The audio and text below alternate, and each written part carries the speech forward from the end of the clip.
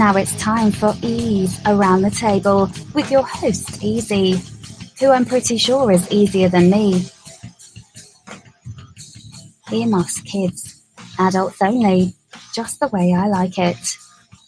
Earmuffs, kids. Adults only. Just the way I like it.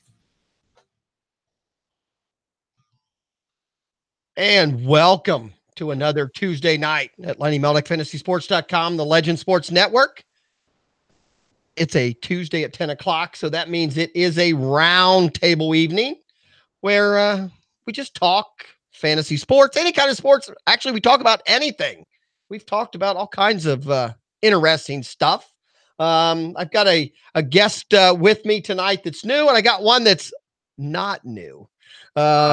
We we normally have a few others, and today, unfortunately, Cha-Cha's got a draft with everyone that's in this. They have the chat room. They have they're all competing for the only possible because they made sure Doug was in this tournament trophy, whatever that league is called.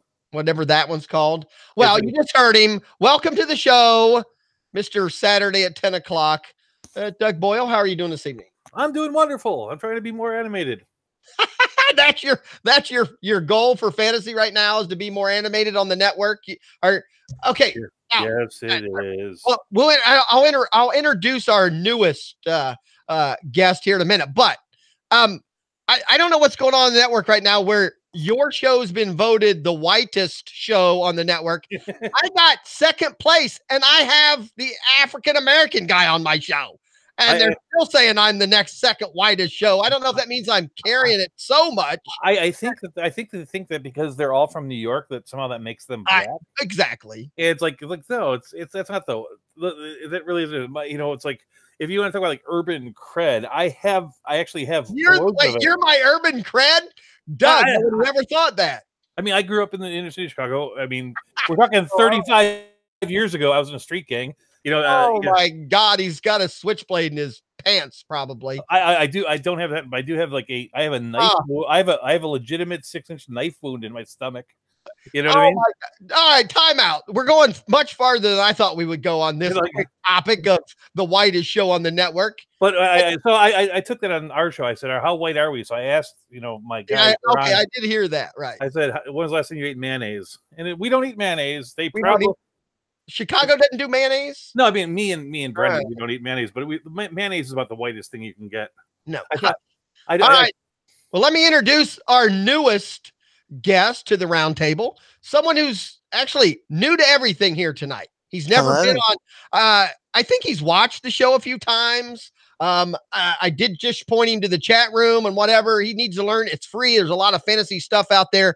Lenny Melnick, afantasysports.com. Join us live right now in the chat room. Afantasyfan.com will get you to our YouTube if you want to watch it live. But I have someone from my fantasy home league. We have battled best one in the league. Yeah, best one in the league, except for me. But Brody, we have, and I didn't talk for you. I mean, I know you're no superstar. I don't know how private you want to be with your last name or anything, but we can just go by Brody. I don't really care. I don't care. Use my name. Doug did the show for like 8 weeks and finally went, "Who the hell are you?" But well, I knew it's easy. A lot of people call me Brody Crapper. Right. So Brody, just call me Crapper. I do call you Crapport. It's spelled terrible. It is spelled terrible. It is spelled Crapport, but it is pronounced Crayport unless you're me. I don't think I've hardly ever said your name properly. I don't think so. I called you everything. Brody's younger. I wanted to bring a younger guy on tonight.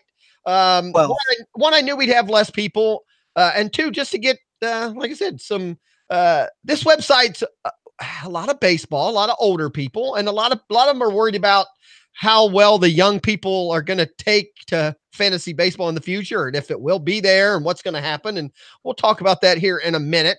But Brody, welcome. And again, thank you. afantasysports.com. You're welcome to go there. And like I said, it's free. Everything's free there. There's shows on all the time. There's DFS, which I know you play some DFS.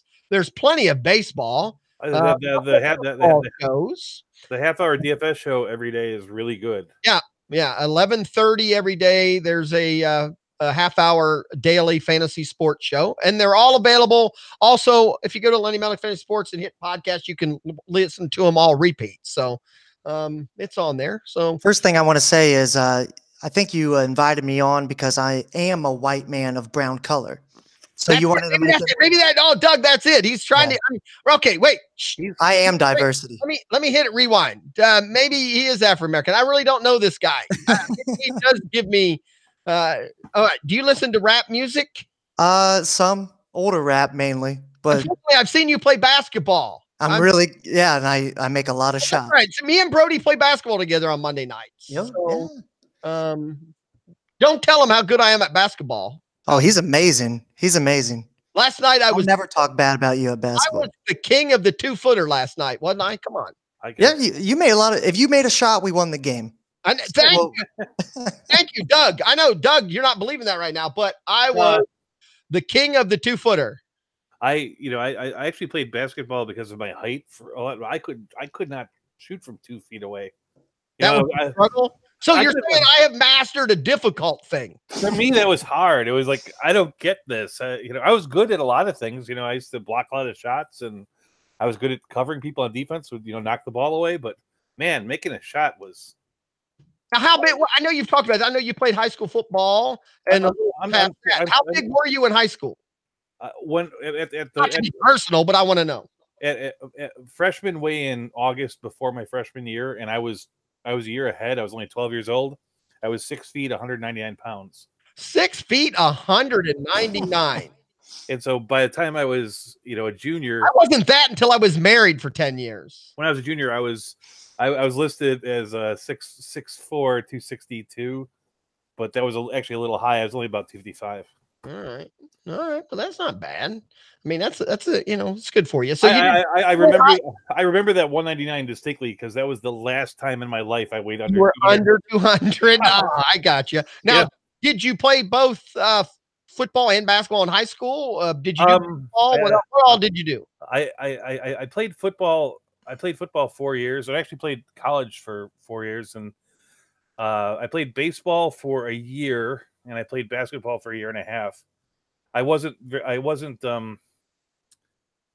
super athletic. I was just strong and big, And so our baseball team wasn't that great, and they really wanted everyone to be able to run and stuff. And both years I was on the team, they would do like the fastest times around the bases. Right. And I was dead last both years. And by dead last. All right. Just speed what's your game. And by a noticeable amount. You know what I mean? Like, right. Unfortunately, I'd ask Brody his high school history, but I was there. Yeah, you were there for the whole thing. Yeah, I watched the whole thing. I was a cross country boy, so I was skinny and small, so opposite of you, Doug. And I was there and saw that too. I saw the cross country and yeah. So you played basketball your freshman year, or did you stop? No, I think I sophomore or after sophomore year. So it was junior years when I didn't play anymore. Yeah. I think you and my son quit the same year, or did he go one more year? I think he went junior. No, we quit the same year. And I don't know. It was because it was our coach sucked. They hated our coach. Yeah, I know. All right. Whatever. There might be 2 people listening to us that know the coach. You're right. But a bad coach can change the world. I mean, okay, now time out. I know you guys will say he's a bad coach. I know the person we're talking about. He was intense, and winning was all that mattered. Yes. Unfortunately, at freshman, you got to be a teacher first. The guy does know basketball that we're talking about. Well, no, I agree with that. I actually loved him for the first half of the season because I played a lot. Yeah, but then unfortunately, at freshman high school, you can't just play 5 guys, and that's what he did. Yeah. So, unfortunately, freshman high school, you got to learn to get better. So everyone needs to play because you still don't know, even in high school, you don't know who's going to grow another foot, and be a tall junior, so you got to play people. It's a learning thing. And this guy, unfortunately, took it as no, I want to win. As a freshman coach, I want to win. And that's not the goal. Actually, he was actually our sophomore coach. I think you're thinking someone else with our freshman coach. Sure. I thought he was I thought he was freshman, but I mean, you might be right. You know what? I drank a lot when you were young. But yeah, I know you and Zach quit the same year. Yeah, we did. And Zach did cross country. Yep. And then Zach did regular track. I don't think you ever ran regular track, did you? Like in middle school, like 2 years. Yeah, but you did cross country in middle school too. Yeah, I did. SWBL champions in the 8th grade. Yeah. I have a picture of that somewhere on my refrigerator. It's still on your refrigerator? I got all kinds of pictures on my refrigerator. I think I probably have long hair. I think there's still pictures of all the Little League teams. They're all different places on my. Hey, now when you were the coach of our Little League team, we won some championships, right? Like two. Doug that because I'm anti-Little League coach, and Doug. I enjoy coaching Little League. I do. I know, but and that's supposed to be a topic one of these days when Lenny comes on, because Lenny has a unique coaching philosophy, and Brody would tell you I have a unique coaching philosophy, and unfortunately, me and Lenny's go the opposite direction. I'm not sure there's a right or wrong. I'm just Hey, we won championships. That's all that matters. We won. I made my kids better, but that's the point. We had a thing, which I think that people, like you said, think about like that win philosophy. You have to have like a blended thing where like you build into the win philosophy. I coach like 5 to 8 year olds, like 3 different teams, like the Cubs, the Brewers, and then the All-Star team for the 7-8s. And it's like the 5-year-olds, anything pretty much, as long as they're a little bit better than the last time they went out, then you kind of celebrate that. But by the time they're 8, you got to be pushing them to do everything right. Well, even at 8, that's part of my. I mean, and I know what you're saying, Doug. I'm sorry. At 8, there's no reason to teach winning at age 8. It's a gentle shove as opposed to what like the 11-year-olds do. But you got to gear them up, otherwise they won't be ready for that at the other thing. And the league I play at, Maitland Little League, it's like they take it pretty seriously. There's like these 3 leagues that play together, and every year one of the 4 teams is in the tournament. Right? Maitland, East Altamont. Right. We're talking real Little League. Yeah. We're here. We're a rec league. We didn't have an association, but I know what you're talking about. And so it's like like a city tournament, right? I mean, I could talk about people that played in our league that are in the majors because they take it that seriously. Forest Wall. We're talking Chicago. No. I'm pretty sure there's apartment buildings in Chicago that have more people that live in our community. No, this is Florida. This is Florida. Oh, Florida. All right. Yeah, like Florida's not ruined with a bunch of crazy ass people. You should see my 9-year-old brother play baseball. Their whole team. They're not ready to win. They don't know. They don't know what to do. I've watched him play. They're not ready. That's my problem with Little League things. We worry about them winning when they still don't know true fundamentals. I'm not saying they don't know some of the basics, but you know what? If you still can't run, catch, throw, and hit with pretty much, teach them to win doesn't matter. You have to learn to do some of that other stuff. There's always one kid on the team that can do it all. There was one kid on his team that he'll field every ball. He'll run over to shortstop, even though he's at second base. He'll throw it over to first. He might even run over and tag him before he gets to first base. But that doesn't help anyone. See, no, it doesn't. And you know me. When I coached, I'd have told that kid not to do that. I would convince him. Don't worry about that. Billy Bob on first cannot catch. Throw it at him. Let's learn to do it right. Even if the result doesn't come, I always taught my kids to do it the right way, and not worry about winning, losing, or the results. Let me worry about that, and let's get better. That 6-year-old that I have at first base who's getting the ball thrown to him but can't catch, you go up to him and go, okay, for the next game, we're just going to work on stopping the ball. Right, knock it down. Use your body. Don't be afraid. Knock it down, and then they get better at knock. And then eventually, by game 8, they're not really catching the ball, but they're stopping with their glove and picking it up and getting the guy out, which is almost there. And that's the point, getting a little better week to week. Now, I was pretty good, though, and like I said, with Brody. Now, I didn't deal with too many kids that couldn't catch, but I played everyone everywhere. Brody would contest that. I moved everyone around. The only real rule I had was the person playing first had to somewhat be able to catch a ball. Because you did want to have the result work out. I wanted the kid at short to know, okay, at least the guy over there can catch. Nowhere anyone else can catch it, but the guy at first is going to. I would agree. I would agree with you, but my rule was always you can't have a nose picker playing pitcher. That guy's got to be aware.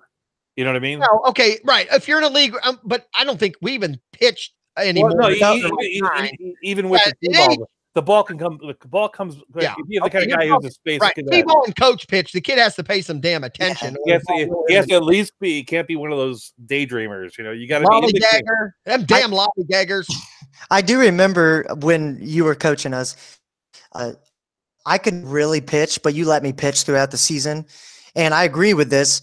When it came playoff time, I never pitched, and I was like, I understand. I'm not that good. I could throw a fastball, and it wasn't very fast. That was my philosophy, and I told everyone that on my team. During the season, my kids could play anywhere. I'd let everyone try to pitch. I would pitch, but I told them once the tournament came, Brody, I don't think we were ever 500 in the regular season because winning in the regular season never mattered to me. We could lose every game, but my kids, I kept them enthused. I kept their attitude high, and I would let them know we're getting better, guys. When it comes tournament, though, we will be. When it came to tournament, then I set my best lineup and I put my best pitchers in because now if we lost, we were done, and I wanted my kids to keep playing. The more games you play, the better you're going to get. So that's actually part of like the winning philosophy we have where I play. It's like we tell them the reason why it's not that serious, we don't really care at 5 or 6 is because we'll tell the players. You shouldn't care at 5 or 6. No, we don't even care. I mean, that's just this is the secret the secret of Little League is that nothing really matters except for 11, 12 all-stars, right? And if you're playing at age 8 and you're on the Brewers and and another guy's playing at age 8 and he's on the Padres, they're not on different teams. They're all on Maitland, and their sole purpose is to get better. So that if they're tapped to be on that 11, 12-year-old team. The goal is to play on ESPN. Yeah. And so you guys really aren't playing against each other. So that's why we don't really care. We don't keep score at T-ball and we let the guys run. It's because the only thing that matters is that 11, 12-year-old league. And what we're doing is we're trying to get as many people ready to be as good as possible at that point. I was not going to get into this, but I am so, and when I say anti-Little League, I mean the organization Little League. You know what? And I think and especially the fact that they're on ESPN. That irritates me to no end. I mean, it's a huge moneymaker for Little League and ESPN. And if that is not, and I know they're arguing all the time, if that's not taking advantage of young children, I don't know what is. And I cannot say I never watch it, but I only watch it if it's rare. I mean, I'm flipping through. Well, here's my biggest problem with it right now, especially on ESPN, is I know, I've had kids and I've coached kids and whatever. The size of the field that Little League kids play on that are age 12, and I know how it works too. They're age 12 as in when they registered. Most of them that are playing on ESPN are already 13. It's like you're everybody's considered to have the same birthday. Like I know, it's like horses. When they're born, that's how old they are. I get it. My point is, I've seen, Brody knows our fields here. The G-ball field, the minors field, and all that. Yeah. I mean, Little League is literally playing. We're talking to 13-year-old kids where where we play. We would play on the far field, the one by the track. You know what I'm saying? Yeah. We were 13. That's but that's kids on that small. No, ours isn't. In Little League, their 13-year-old kids are playing on the same size field that you would have played on when you were 9. The one where the concession stand, where Wes hit the concession stand every time he hit the ball. Yes. And Wes was 10. That field is so small, but ESPN likes it that way because on TV, it looks like they're playing in, fifth, third field, or it looks like they're playing on a major field, but it's not. It's like 175-foot fence. It's supposed to be 200. Like there's a standardized thing that's 200 unless there's a reason for it. So maybe Williamsport has an exception. Well, even the bases, I want to say, are 40 feet for the Little League at that age. There are differences in that. Right. Yeah. Where our fields here are, again, by the time our kids are 13, we're playing on 50, we're trying to get them closer to majors because kids, I get it back in the day before it was on TV. Kids were smaller. Everything was a little bit smaller. Just humans are bigger now. I don't care what we want to say, but nowadays, the fact that those same 13-year-old kids are playing on such a small field is ridiculous in my mind. Is it just for more scoring? Brody, they're still pitching from the mound that's about the same distance as what our minors field is, which I never is why realized they that. hit the ball, because they're throwing it from so close. Like 45 feet. Yeah. So I never realized how close it was. Is it just for scoring, so it makes it more entertaining, or like what's the reason behind one, it's because that's just the way Little League has been set up for so many years. They don't want to change it. And now they don't want to change it because it looks, I'm sorry, Doug, it looks like real baseball on ESPN. But it only looks like real baseball because the field is so damn small and that pitching mound is so close. I That's mean, why the games are that way. You're the first person that I've ever talked to who watched those games on TV and thinks that those fields look different than the fields they played on. No, it's not that they don't look different. They look like they have it set up to look like they're playing on professional fields.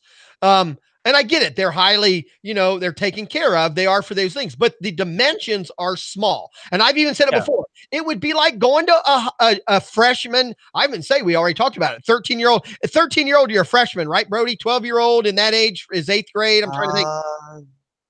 It's 13, 14, probably. Could you imagine when you were 12 or 13, Brody, playing on a basketball court that was small and the hoop was only 7.5 feet?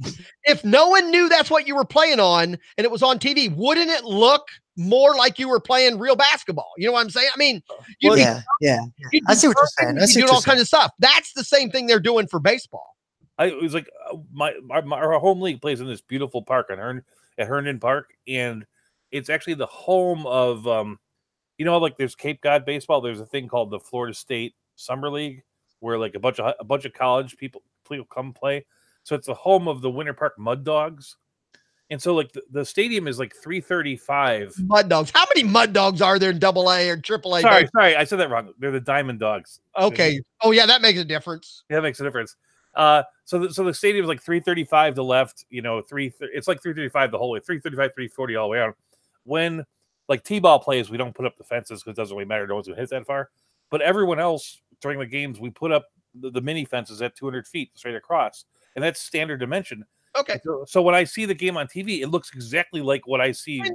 Okay, the fences may be 200. They don't hit that many home runs, but the bases are closer together than I think they should be. And really, the worst part is that mound being so close. Those kids are throwing that, and ESPN loves to say, "Oh, that's the equivalent of a 101 or a 90." I've seen them do that. The kid threw it 42 miles an hour, but because he's throwing it from 15 feet away from the batters, ESPN loves to tell you that ball was a simulated 99 mile an hour. Yeah, that's all right. The truth is, when I watch the game, I tend to have it on, but I'm not listening to what they say, and so it looks like good baseball to me. If they're doing that, that's exploitative and wrong. I mean, I'm sorry, Doug. I have done a tad of research. I took some time. ESPN and Little League make hundreds of millions of dollars on that tournament being on ESPN. I believe it. Huge money. I refuse to participate because I don't think it's right. Those kids do not deserve to be put under that pressure at age 12. That's the part I don't like. It's like I hate watching my Cubs lose, but no matter who loses that game, you just feel awful for those guys. And the fact that it's like one thing for there to be 400 people at my stadium my team dejected, but there's no 400 people. You've never had 400 people at a local game, have you? Yeah, that's about what we have. Grandparents. No one's coming to a local game. 400 people. There wasn't 400 people at a single A game I went to. The way our stadium is set up is like it's set up so that there's the central kiosk. And so there's usually about 400 people there. Admittedly, that's to watch 3 different games, 6 teams. Okay, I might buy that in that kind of community. And that games going on at once. So that's a number we always use. There's 400 people that show up. Like when we're wrote that down in Sharpie, so we're going to stick with 400. I got no. It's like that's how many hot dogs you set up for at the concession. Dogs sold. How about it's like you have the concession stand built to buy a certain amount of stuff based on 400, right? Because that's the number. Admittedly, they probably only sell out once or twice a year, so it's probably more like 330. Okay, right, I agree. I'm just saying, Doug. Again, maybe we'll get into it some other day. Maybe we'll get into it when Little League World Series starts coming out, because someone else fought back with me one time, and I have been against this for so long. Somebody came back to me and went, well, if you'll watch, you don't want, because I say, I don't want to watch 12-year-olds play baseball. I want to watch, if I watch 12-year-olds, and this is how I put it to them, I will only watch 12-year-olds do anything if they're the best in the world at it. And when I say that, and they've even changed this rule, when I grew up in the 80s, believe it or not, Brody, you might not understand that, but No, in I the don't. 80s, the Olympics had no rules when it came to age. So in the 80s and the early 90s, there was no age limit. So some of the gymnastics girls would be 12 and 13 years old. I mean, that was how young they were. And they were the best in the world. You'll Meaning find when you watched them, you were watching the best at the sport. I accepted that. These kids at age 12, I'd rather watch single A baseball. I mean, there's better baseball on than 12-year-old kids playing in a little park. So does it bother you because they don't get paid, or because they make it seem like it's this big game, they're playing it for real, but it's a little their line? My problem is, that's my problem. If they made it the size of a field that these size kids should be playing on, no one would watch it, because now you'd watch it. Oh, I can go downtown. I can go to my park and watch that, because that's the thing. But that kind of brings us to, what you were saying, we were going to kind of get into with, why the young kids don't watch baseball, or not even don't watch baseball, but don't play fantasy baseball. Right. I think it's because, now I love baseball. I've always been into it, but I don't know many 23-year-olds who even pay attention to baseball at all. I know a handful of them. Yeah. And my thing is, the MLB understands this now, that they're losing the younger crowd. And I think that's why they're putting up, every year they're putting up a new rule. Like this year, it's going to be the pitch clock, which they've been doing in the minor leagues. They started that in the minor leagues last year, right? Yeah. I believe it last year. Yeah. So, it's trying to make the game go quicker, go faster. Is that because do you watch the game? No, not a problem for me. I could watch the game if it takes 3.5 hours. As long as I'm not doing anything, it's not a problem for me. There's been times where I'm like, all right, this was a real long game. It was low scoring, or it was super high scoring, and the pitching was just terrible. And, sometimes that's not even interesting to watch if the pitching is just that bad, which we've had a lot as a Reds fan. But my thing is with the younger crowd, we all have Netflix and our Twitter and our Instagram, and shortest attention spans of all time, and baseball does not cohere to short attention spans. So I think that's what the issue is, and that's why we don't have these big, a big crowd with young guys with baseball and playing fantasy baseball, even because the season's so long too, which again I have troubles with when it comes to fantasy. I like doing the daily fantasy with baseball, but I think that's all it is we have the shortest attention spans we've ever had in human history.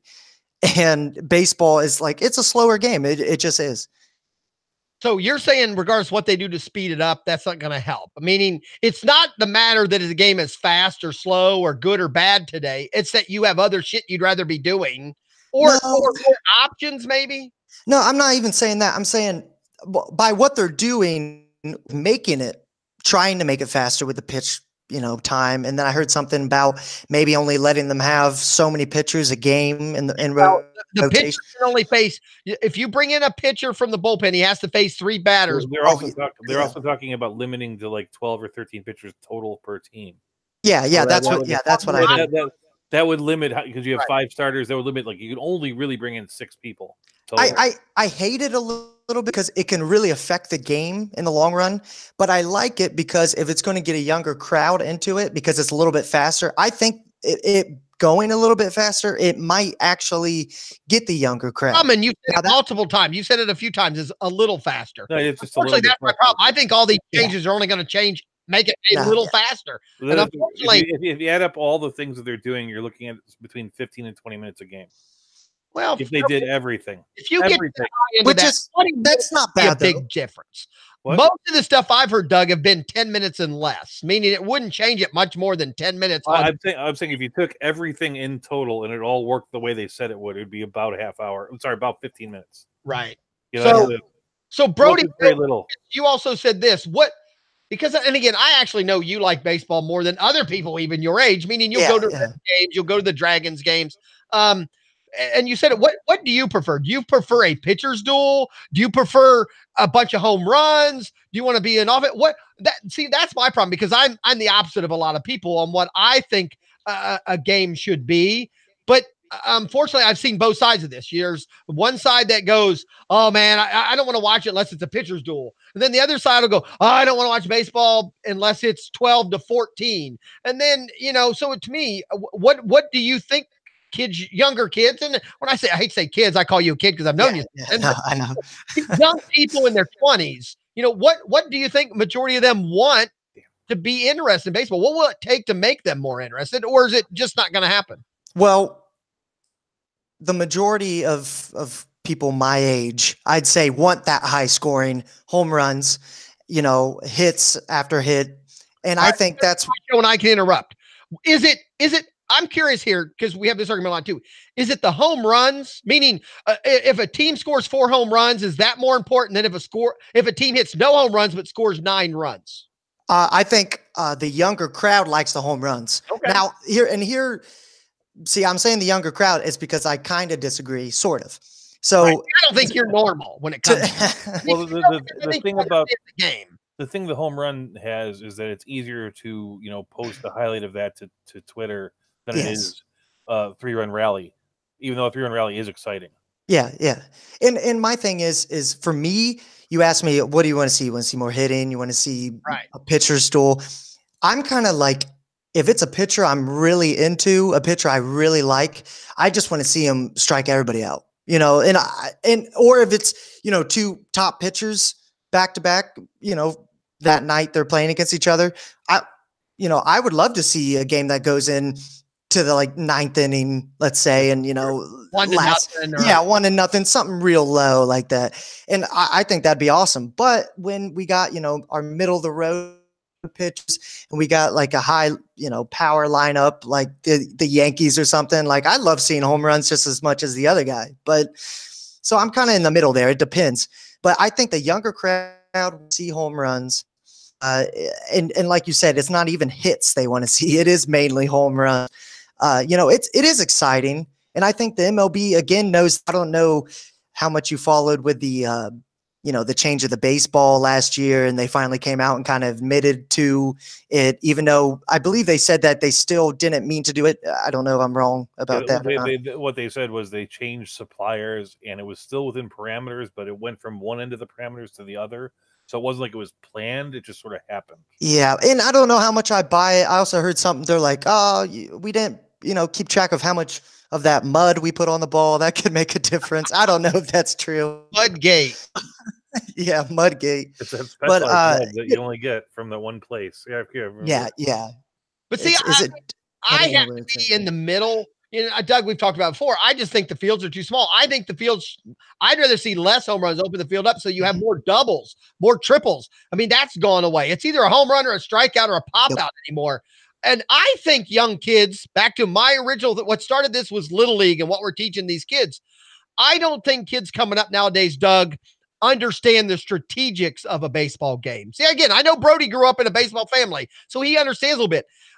Unfortunately, the average kid, Brody, I think only understands a strikeout or a home run. So that's all they want to see. They don't get, why steal a base or why lay a bunt down here or why move a man over. So baseball is a beautifully complex game, and you sort of need to have somebody guide you into it. And that's why things like Little League are important, or like if a parent likes baseball, then the kid's more likely to like baseball. It's not that easy to be a fan of. It's easy to like basketball. It's a pretty simple game. There's not a lot to learn along those ways. Just in my audio level. I did. You're a tad low. Leave me alone. I'm the producer, Doug. This isn't your show. It came up, and I felt like something weird is going on. And I forgot what I was saying. I was saying, it's like you need somebody to introduce you to the ways of the game, and that's the way. That's the way it probably worked for us for being fans. We didn't. Yeah, but that's my problem. The way we coach 8-year-old kids now. You brought it up. We coach them different. We coach them to want to win today. We coach them to want to make their all-star team. We don't coach them in the fundamentals and understand why do you want to put a ground ball in play here on the right side right now, is to move this guy over. Why? My The next kid, guy can get. I mean, we don't teach that. We teach him that winning's all that matters, and we'll worry about them learning the fundamentals later. And the strategy of the game is part of the fundamentals. we do fundamentals over and over again. It's like it's the one thing I'm most proud of my T-ball Cubs is how good that team fields. They get in front of the ball. They have good posture when they throw. Right. It's like it's like the last team I coached. Our goal was like just turn one double play. I have 5 and 6 year olds turning double plays because they know the basics of how fielding works. And the they turned a double play because the kid on the other team was picking his nose on first when the ball that helped. But I said that the first time it happened, but like the fifth time it happened, there's something going on, right? But this is the other thing we do is like we have this we have the field for only a certain amount of things. So like we have this practice time, at Sunday at 4:00 when there's no games on. And that game, like coaches from 2 teams will show up and players from every team will show up. So there's like an extra practice every week just to work on some basic things, whether it be bunting or sliding. That's important. And that's why I say I coach 3 teams because I'm a pitchers and catchers coach for the 9-10 All-Stars, right? Because I do on the days that they have stuff, I work with the catchers, Now your older kids that you coach, you said up to 12, you said, or I stop at 10. Okay, I don't coach a team above 10. I'm curious what they think because, I was a little kid. Everyone, I mean, I was never a home run hitter, but if you had a little bit of power, everyone's trying to hit home runs was kind of how it was when I was a kid. And nowadays with how the MLB with their launch angles and, I wonder with the kids, you're telling them, it's going up. Little kids are thinking launch angle already. But that's my thing. Do you have an issue with that? We don't have it at our place, but like there's a couple of batting cages that we can go to, and like one is called something Tech. It's an indoor one, and on that one, if you go to the batting cage, they'll tell you how fast the ball comes off your bat. What I mean? Okay. And I know that you can go to Amazon right now. You can buy a ball that has a radar thing built into the ball, so the kid knows how hard he's throwing. You can buy a bat that lets you know how hard you're swinging it, and and all that. I know parents now that are buying radar things to find out that the ball came off the kid's bat at this speed. They're 10-year-old kids. It shouldn't matter. Just teach him to swing level, teach him to swing hard. You know what? I agree. We skip all the important, parents want their kid to graduate kindergarten and launch the rocket in first grade. They don't ever want them to learn the math, the chemistry, the physics. No, I want my kid to launch a fucking rocket right now, and that's the way they think of it in sports too. That's the law.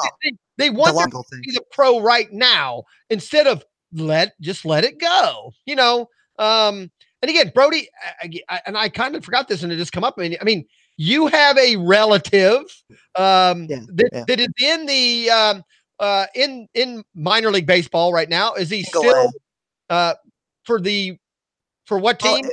It's the Orioles farm team. He's in the Orioles farm system, right? Yeah, and it was the first team he was with was the Ironbirds. I forget. I think it was Aberdeen Ironbirds. It was like the short A team, right? And then he went to the single A Delmarva Shorebirds. Or did I say Ironbirds?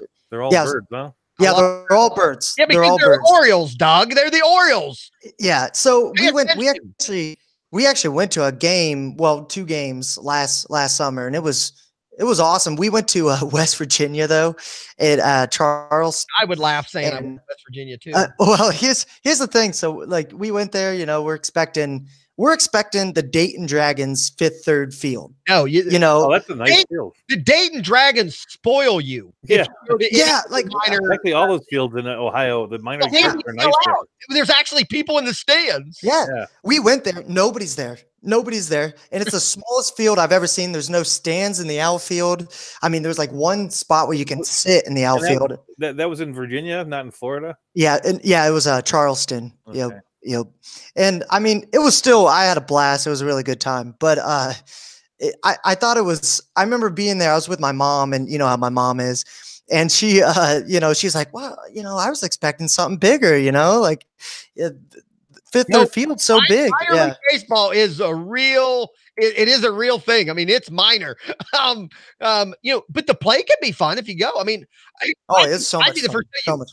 The Dragons spoil you, but at the same time, if there was only 20 people there, I'd be there all the time. I mean, it's kind of a double-edged sword. We sell out. It's harder to get tickets. It's an ordeal to go. The beers are $10. You know, if you go to a minor league game where there's 10 people, you can walk in for $5. You can buy a $3 beer. Yeah, the beers weren't even $5. I was like, man, this is great. Like, to pay anything for this. But it was fun. I mean, my cousin, he's my cousin. We have the same last name, Crayport. His name's Trevor. Watching Doug draft Crayport if you ever Trevor Crayport. Crappert. Craport. Right. Doug paid attention at the beginning. He started off in. He has been introduced as Craport, I'm sure, because you have. TJ has. Oh yeah. Right. The announcer every event I've ever been has said Craport. Yeah, and when we were there, and in the beginning of the season, he was playing at third base, and then I believe they moved him out in the outfield somewhere now. You live in Georgia? Georgia, Atlanta, Georgia. He was in Norcross High School. In what year was that? He graduated what? 2014 or 15, maybe something like that. I lived in Norcross for that period of time in my life. Oh. And I played softball one time with his dad when he was here one weekend. I played with your dad, Dean, your uncle, and your other uncle. Yeah. So I played with this kid's dad in softball. But that's the point. Brody comes from a baseball family. I mean, again, it's a baseball family, and he knows it. And still, like I said, he still finds it boring because there's there's times, you're not going to change. Change that kids have more to do today. I've always said in the 70s when my dad coached me, my dad was a horrible coach. And I don't mean that in a bad way. Dad might be listening. He did a great job because he did it the same way everybody did it back then. But we'd have 3-hour boring practices, but they were still more fun than any other option we had. You know what I'm saying? I mean, back then in the 70s, what I was going to go home and sit in non-air conditioning, watch one of 3 channels? No, I'd rather be out at a boring baseball practice. My dad pitched, every kid would get 90 balls, like, oh my God, do I ever get a bat tonight? Being the coach's son, I'd be the last one to hit. So I'd be like 3 hours. I do remember when you were coaching us, it might've been I guess it was only at a younger age. I think I had you at 2 different age levels. I think I had 9 and 10, and I think again at 11 and 12. It might've been the 9, 10. We used to do this. I liked it. I felt like it helped me. You would throw as fast as you could, and we wouldn't be swinging. And we just watch the ball go by, and we'd have to guess the color. Oh yeah. Yeah. Yep. And I remember that, always helped with the hand-eye coordination and seeing the ball go through, so when bat, you kind of relax a little bit. What I used to do now, Brody, that would have been at the higher age group. I don't think I did that when you were 9 and 10. But Doug, what I would do is I'd take baseballs and I would put dots, different colors on them. Red, green, blue, orange, and then I would make him get in the batter's box without a bat, and I would throw it real hard, and I'd tell him, you know what? And I forget what the deal was. If you could get 8 out of 10, you didn't have to run. I forget. There was something, meaning I wanted them to pay attention. And all they had to do was tell me what color ball I just threw them. That's a clever little drill. And that was fun. I used to pride myself in, my first practice, the kids would practice. I'd have a meeting with my parents. And the first thing I would tell my parents is, first of all, I'd tell them, everybody, my practices are not, I forgot the word. My practices aren't mandatory, meaning, you know what? If your kid doesn't want to be here, I don't need them to be here. They'll ruin my practice. So I would tell the parents, where other coaches would be saying the opposite. They'd be going, practice are mandatory. If you don't come to practice, you don't get a play. I would be the opposite. I'd say, you don't have to come to practice and you'll get a play because I don't want you to ruin my practice. But you know what? No kid ever didn't come to my practices because we always did fun shit. We always learned a certain amount. Then we did some fun shit and kids wanted to come to my practices, so I didn't have to make them mandatory because I knew the kids would want to be there, and that's the point. You tried to do things to make them like baseball and understand it a little more. Well, that was one of the hardest things was they would give me when I first started, it was because my nephew was turning 5 and I wanted to coach his team, or my brother asked me to, and they gave me this thing and I'm like, like what you expect. It's like they wanted like these 5-year-olds to like show up to like 2 practices a week and 2 games a week and stuff. Like, holy mother! So I like, how could you be a parent for this? This is so hard. And our games were the T-ball games are played like at 5:15, like just because they're played like the real games are played afterwards. If you have a Tuesday game, it's like right in the heart of traffic and all. It's like, no, I can't do it. So I would literally say, I would do the same thing. It's like, show up to as much as you can. We'll work around it, because this is we're training the parent to be a baseball parent as much as we're training the kid. Well, again, Brody will do this. I mean, Brody knows I didn't let my kids play T-ball or coach pitch, because I didn't believe that was. I forgot about that. Yeah. My boys were not allowed to play T-ball or coach pitch, because to me that it was a joke. It wasn't real baseball. They weren't learning anything. They didn't start until G-ball, or no, it wasn't even G-ball. It was till minors. Both of my kids did minors. Right. Really? They know, like, medically, that one of the last things to develop in a human being is binocular vision, and you can sit there and look at these kids that are 5, and some of them don't have binocular vision. They cannot see a ball in flight. Because they don't focus in 3 dimensions. And so you'll see them, they'll hear it go, then they'll watch it land, then they'll start running. It's like, that guy has no chance in hell of ever hitting a pitched ball, right? and so the truth is, like, most people don't develop this until they're between 4.5 and 6. And so there's a good reason why T-ball is T-ball, because half the kids have no hope of hitting the ball as the thing.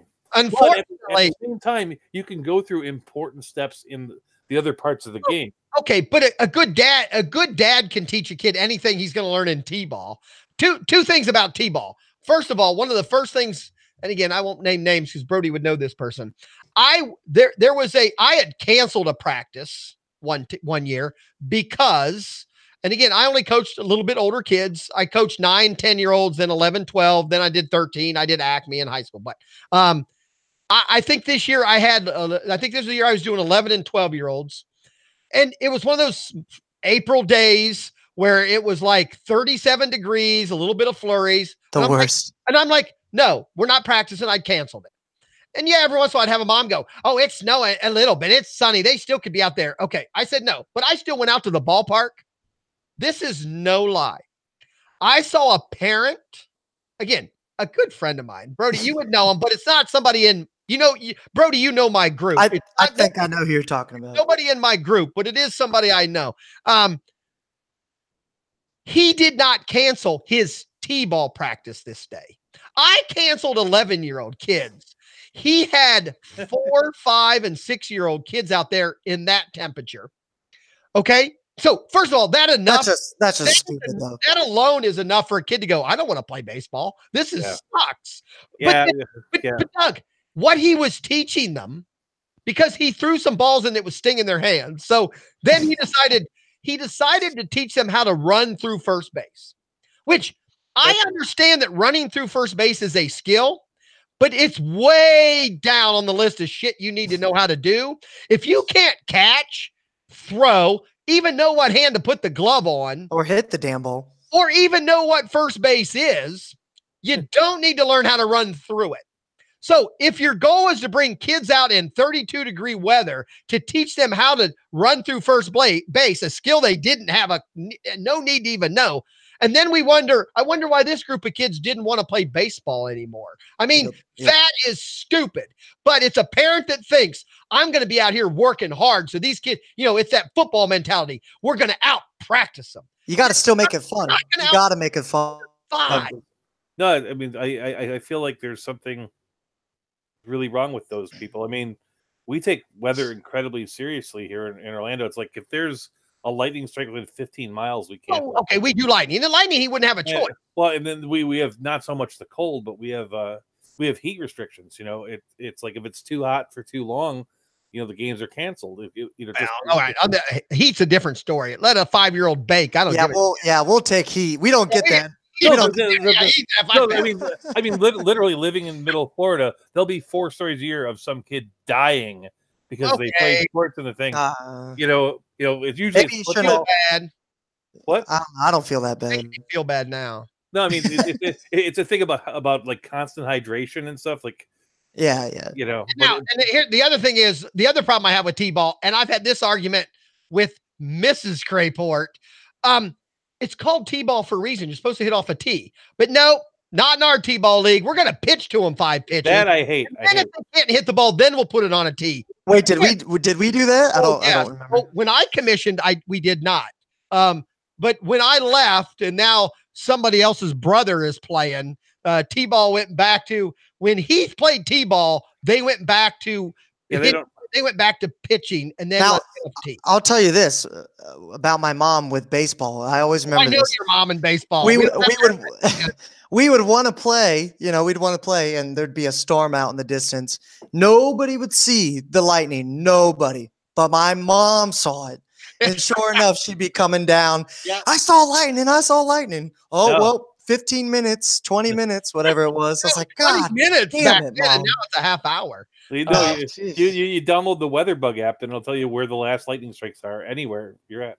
Yeah, they didn't have apps back then. That was Brody doesn't play softball with me. His 2 brothers do. They're men. But we have a town, Doug, where he plays softball now. They have, I don't even know what it's called. They call them lightning detectors, but they just all they're doing is detecting something in the ozone, and they'll go off for no reason. And if those go off, we have to stop playing for 30 minutes because lightning could happen in the air. You know, so I guess, but yes, T-ball is called T-ball for a reason. Get the fundamental. Yeah.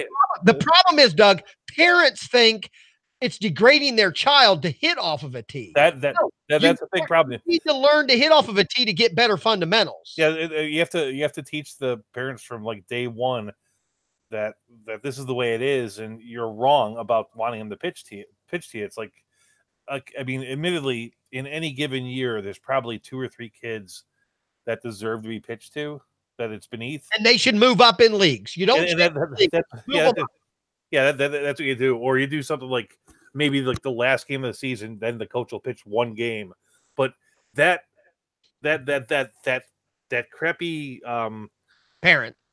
The pitching of 5 balls that the guy is swinging wildly at and missing, and then dragging out the T-ball thing. That's more degrading. That slows down the game, and the people who play 5- and 6-year-old baseball, the number one thing you're fighting against is their immensely short attention spans, and you're just adding time of nothing happening to the game. That's terrible. I insisted on my guys hitting off the tee, even when the other guys would say, we're going to pitch to a couple of them. It's like, no, we just hit off the tee. It's called T-ball. I mean, the name of the league is T-ball. I mean, that's the name of it. And I'll tell them, it's like, look, when they jump to the next league, right, they have to try out for the team. Don't be wrong. Everybody makes a team, but they get graded. And my guys are going to be graded higher than your guys. Because they learned how to hit off a tee. They learned how to hit. They learned how to field, because we didn't really worry. It's like, so they're going to get like, they're going to be like a 3 field, a 2 hit, a 2 run. And your guys are going to be like 1 on something, meaning needs real work. Right. And so it's like, yeah, do what you want to do.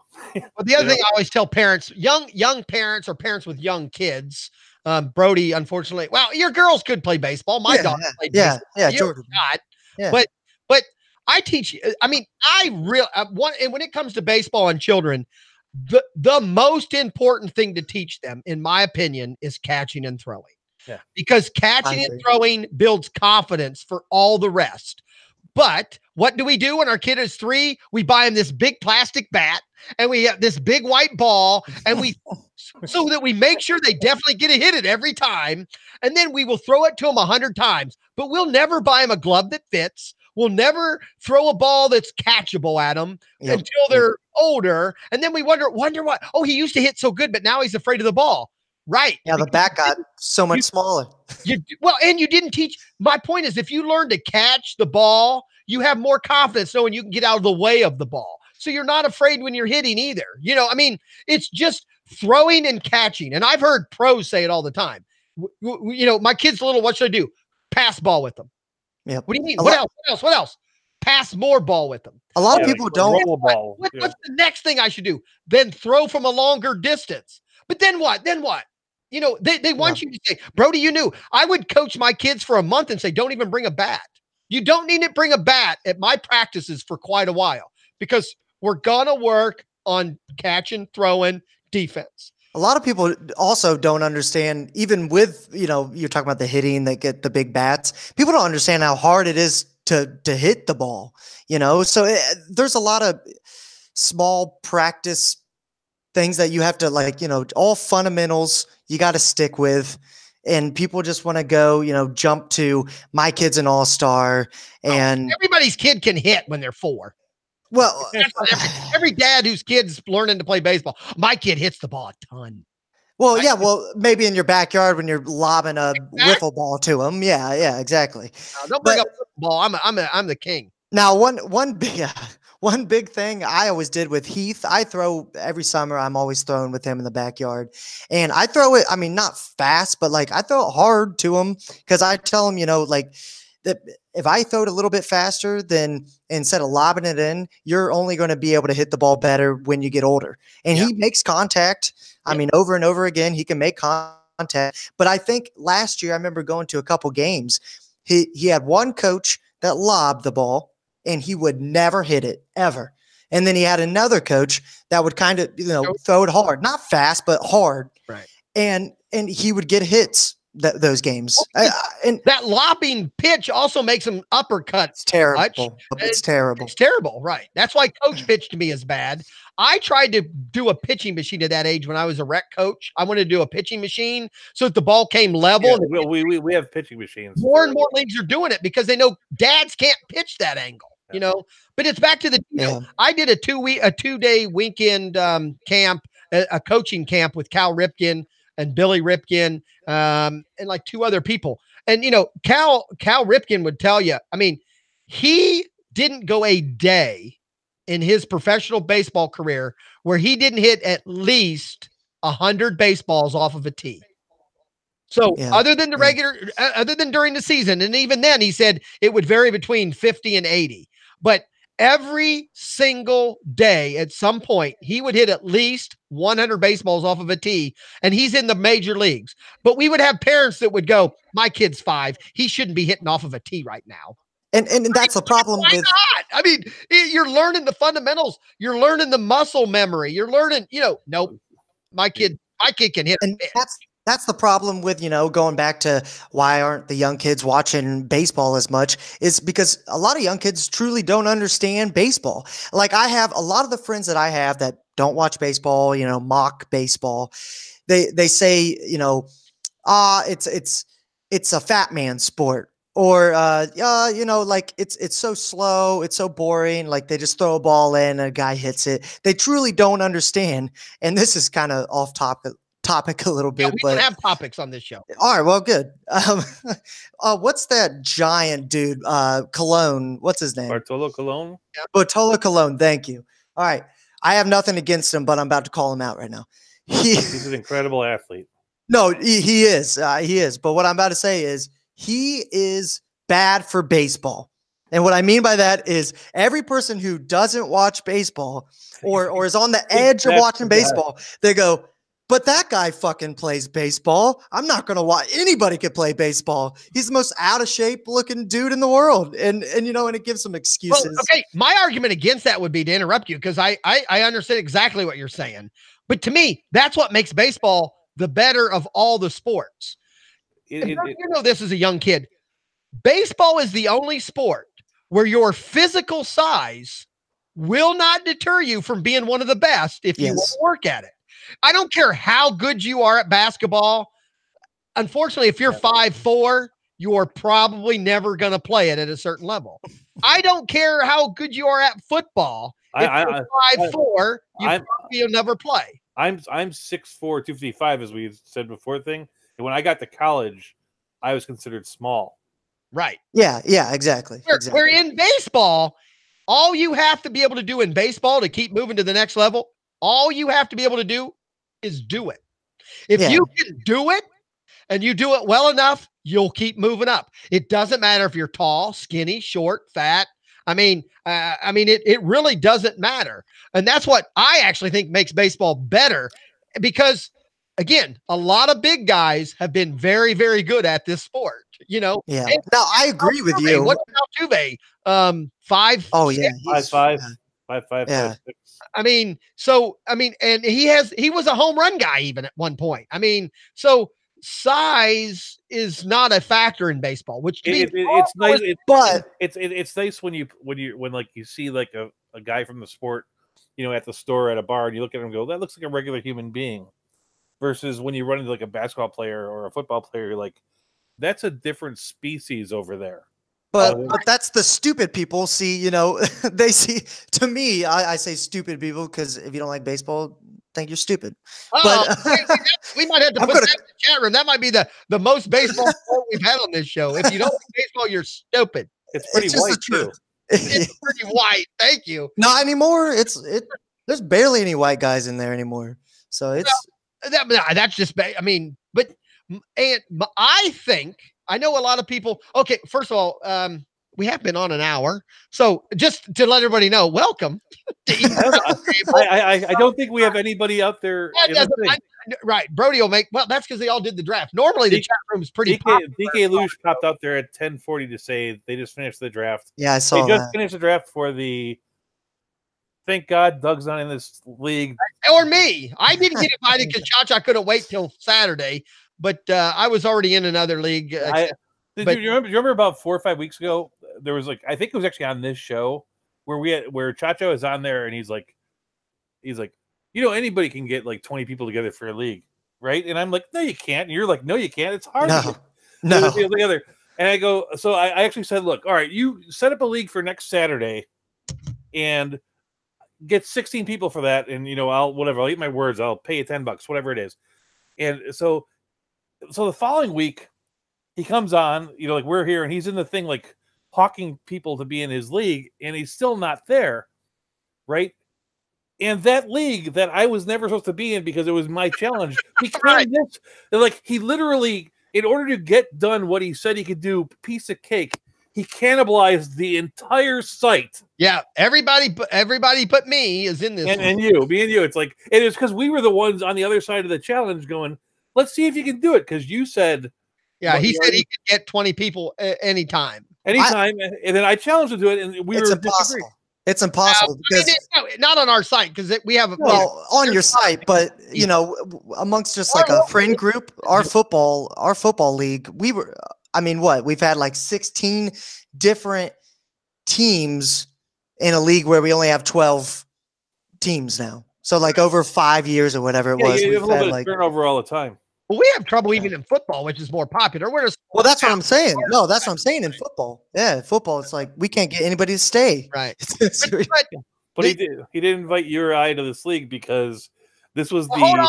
This was the 1 week challenge. Cha-Cha is in the thing. Yeah, he's out there now. Because we're not in that, we can call him Cha-Cha Chicken because he didn't keep us in there, right? Yeah, he's afraid of me. No doubt. It's the mustache and beard is intimidating. But no, again, at least I get in trouble for not mentioning the website or I say nothing during our shows. I never shut up. Brody knows that too. But Lenny Melnick FantasySports.com. Talk baseball all the time. Come out and join the chat room and participate. A Legend Sports Network. I'm Easy Kill. I do want to say I looked at this Trevor. How do you say it? Craport? It's Crayport, but there's a Y that somebody sold. No, the issue is they were Polish. They came over and they changed their name to Crayport, and they had no idea that they didn't know why it belonged in there. Spells crap. Yeah, they had no idea that spells crap. It is crap port, but some generation decided we better go with Cray. They go by Crayport. So I'm looking at his stats. Like he hit like 350 at Georgia Tech at 19. Yeah, he says he's got 80 grade contact. He's a good hit tool. He's like an all hit no field catcher. Yeah. That's a guy that you might actually see playing in the majors. Well, and then he went, and then they switched him. I don't think he's. I could be wrong. I don't think he ever did catching in the minors. He went straight to third base. Third base with Aberdeen. That's what it looks like. Yeah. And even there, he had 302. He had a little bit of a setback in 2018 at Delmarva. I think he was doing. I I got a good friend that covers the Sally League. I'm gonna go ask him. It's like, hey, go take a look out for this guy. Tell him what he thinks. Yeah. The guy, his name is John Calvano. He writes the website Notes from the Sally. Oh, okay. Gotcha. I'm just plugging a friend. No big deal. That's okay, but Brody, I mean, you can't even now that you have been a guest here, you maybe that was it. Okay, I only had you on. I need you to get me your cousin. Yeah, that's what it is. We need a real guy in the system. We need an inside guy. You wanted diversity, and you wanted my cousin. Yeah, so, get your cousin and bring him on, and make sure he's black. He would. Yeah, I think he's not black. He's not black. No, no. Yeah, no. Yeah, I know he would do. I know he would do that. Brody knows I wouldn't have invited him if I didn't love his insight. So, but no, let me finish though. Again, I get in trouble. Lenny Melnick, afantasysports.com, Legend Sports Network, Easy Kill, The Round Table, 10:30s on Tuesday. And you know me, Doug, I have to at least pub my show on Wednesday. A fantasy fan round, a fantasy. I didn't even do my own show. Amen. I'm trying to get it over with quick. A fantasy fan sportscast on Wednesday with Chris Allen at 10 o'clock. So thank you. Yeah, there are a few people in there. Cha fun. Now they're in the chat room talking. They must all ate dinner and now they're drinking. So, but thanks for joining us out here so far today. Again, afantasyfan.com if you want to see the YouTube. We got sidetracked for an hour talking about Little League. I know we did talk. Well, we talked that went off the rails. Baseball, and oh my God, Cha-Cha's jumping in. 9. What do you got on? Oh my Lord, you're in like a real room this time. Let me see. Testing 1, 2, 3. Cha-Cha. I don't know. Can you hear me? Unfortunately, you can. Okay. Yeah, I hear you. Okay, let me shut this off because I'm on now. Can you hear me? Yes. Yeah, we can hear you. Wow. Sound awful. Okay. I see? set up my room. I just changed my room a little bit around. Yeah, you look good. Got a couple new screens. Couple new screens. All right. Yeah. Wait, Cha-Cha, I don't want to influence you on improving your equipment.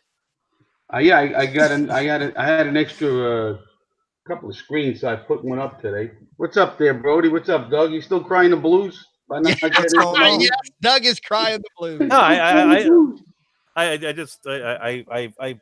understand your motivation for not wanting us in there, and hey, what motivation? I want to win too.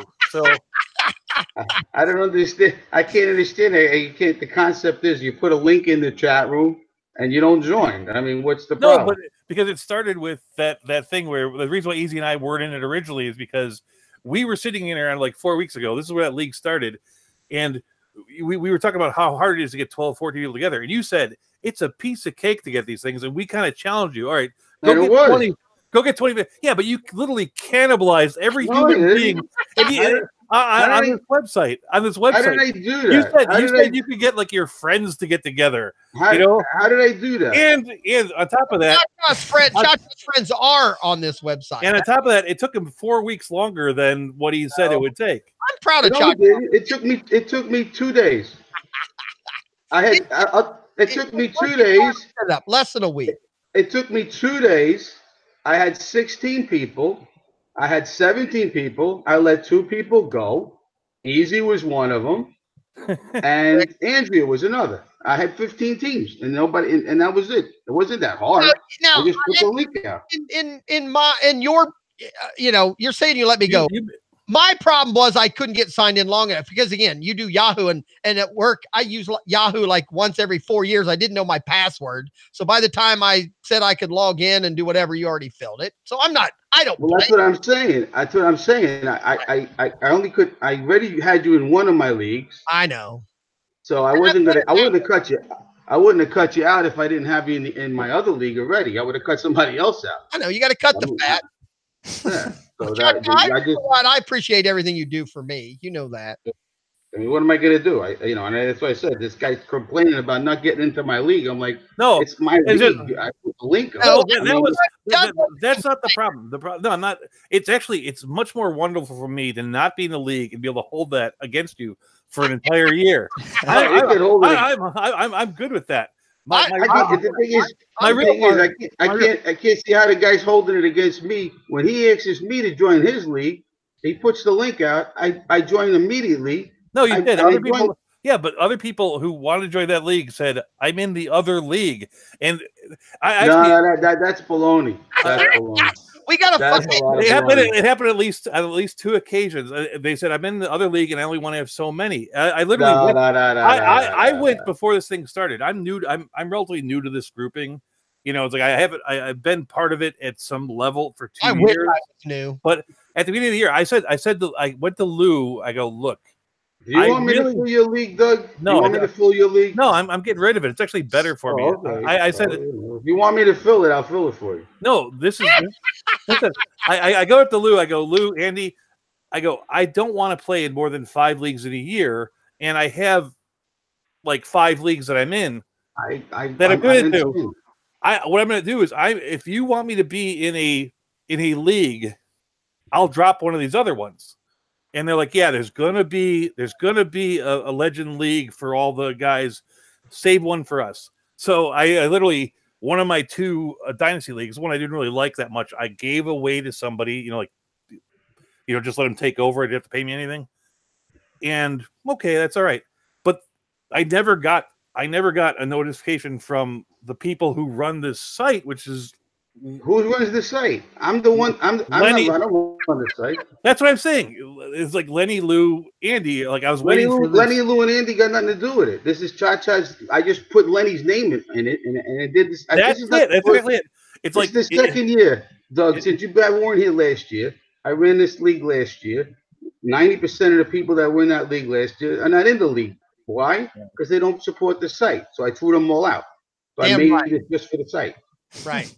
Right. Hey, quit fighting on my show, both of you. No, he's gonna believe what he wants to believe, and that's okay. I mean, what do you want me to do? I even offered to fill your league. You want me to fill it? I'll fill it. Cha-cha. Have you ever been in a league together?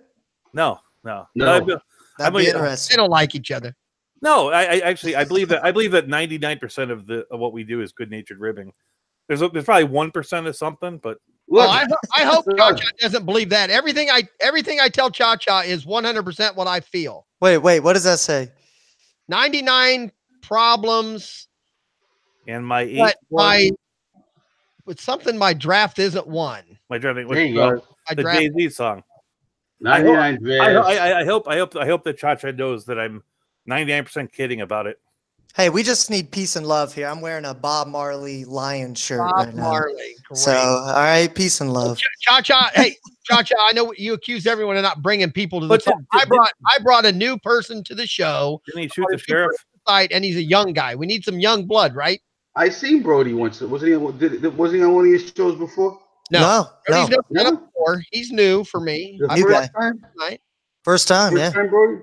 Everyone's doing it? Nope. Yeah. First time. Shit, buddy. There you Brody, just so you know, Doug's in Florida. Cha-Cha's in New York City. I did the New York City one. I could tell with the accent. What a surprise. Yeah, the whole like website network has a bit of a New York vibe. Yeah, okay. Oh, what? We have Hawaii right now, Kevin. I'm not saying there aren't other representations. I'm just saying it has a vibe. It has a New York vibe. I'm not sure I could tell you where DK Luce is from. Anybody know? He's from Parts Unknown. Parts Unknown for DK. I know. I mean, I know we have some. I know we have. There's a lot of Cincinnati guys actually. So, there's the Detroit contingent, right? Well, you have Blue Landers. You have you got the pot smoking Washingtonians or Oregonians. You know what? What happened? Remember, there was a time where on the round table there's like 5 Florida guys on this round table. I haven't seen any of them in a long time. I must have really pissed them off. Well, what? Yeah, wait. Yeah, there was. Luce is saying Buffalo. You know what? I did know that because whenever I make fun of the Buffalo Bills, DK Luce throws me some shit. So I do know that DK Luce was from Buffalo. So you guys are really pretty. What? I tell you, I got you on a giant screen on to the left of me here. Am I good looking? Yeah, you guys are so good looking. I got it. It's got the better pixels. This right here in front of me. This is my old laptop. This is my old 5-year-old laptop. I got a nice new screen. Hey, Brody, you're looking good right there. Look at that. Brody's looking. Even you, Doug, you look like a real gentleman. Look at you. Really? Look at I said the wrong thing. Is like, it's like this is a video. I could see what's on Doug's shirt. Really? Right. What? That's psychic. Mustard. No, Mustard. no, this year. Cha-cha. Hey, I just remember my son's coming to New York in maybe next weekend. So if he gets lost, I'm going to call you to go find him. I'll absolutely help him out. Yeah, Little Easy. I'll have to tell Little Easy if you ever Little get Easy. trouble in New York, Little Easy can find Cha-cha. And, you'll hunt You him. see that behind me? You see what's behind me? Charlie, what's to say, Charlie? Something. You got to talk. Well, hold on. I can click this. I think now that'll bring it up. Enjoy your retirement. Enjoy your retirement. But you were a mailman. Mailmen retire like what that is? 45. That's 10 years. That's 10 years old. Yeah, that's because you're a mailman. Mailmen don't count. Sitting on the wall. Retire young. That's been sitting on the wall for 10 years. Oh man. I'm like 40 years younger than all you guys right now. Yeah, that's All right. right. And you About did 40 not help us. You did not help us solve the baseball problem. I did. I had to. We have short attention spans. That's the only answer. I think that's But why. I think that's where we're going though. Cha-cha, let me ask you: do you think baseball?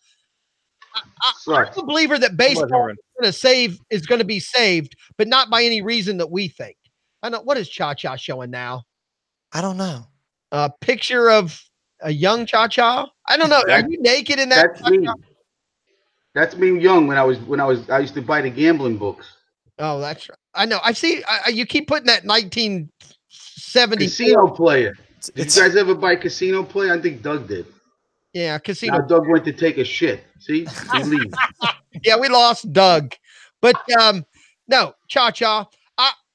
I believe. I know everyone on this chat room, such baseball people, they're all worried that baseball is going to go away and everything. I really think the best thing that's helping baseball and why I think baseball is not going to go anywhere, and if anything is going to grow as far as kids' involvement and young kids playing it, is the concussion problem with football.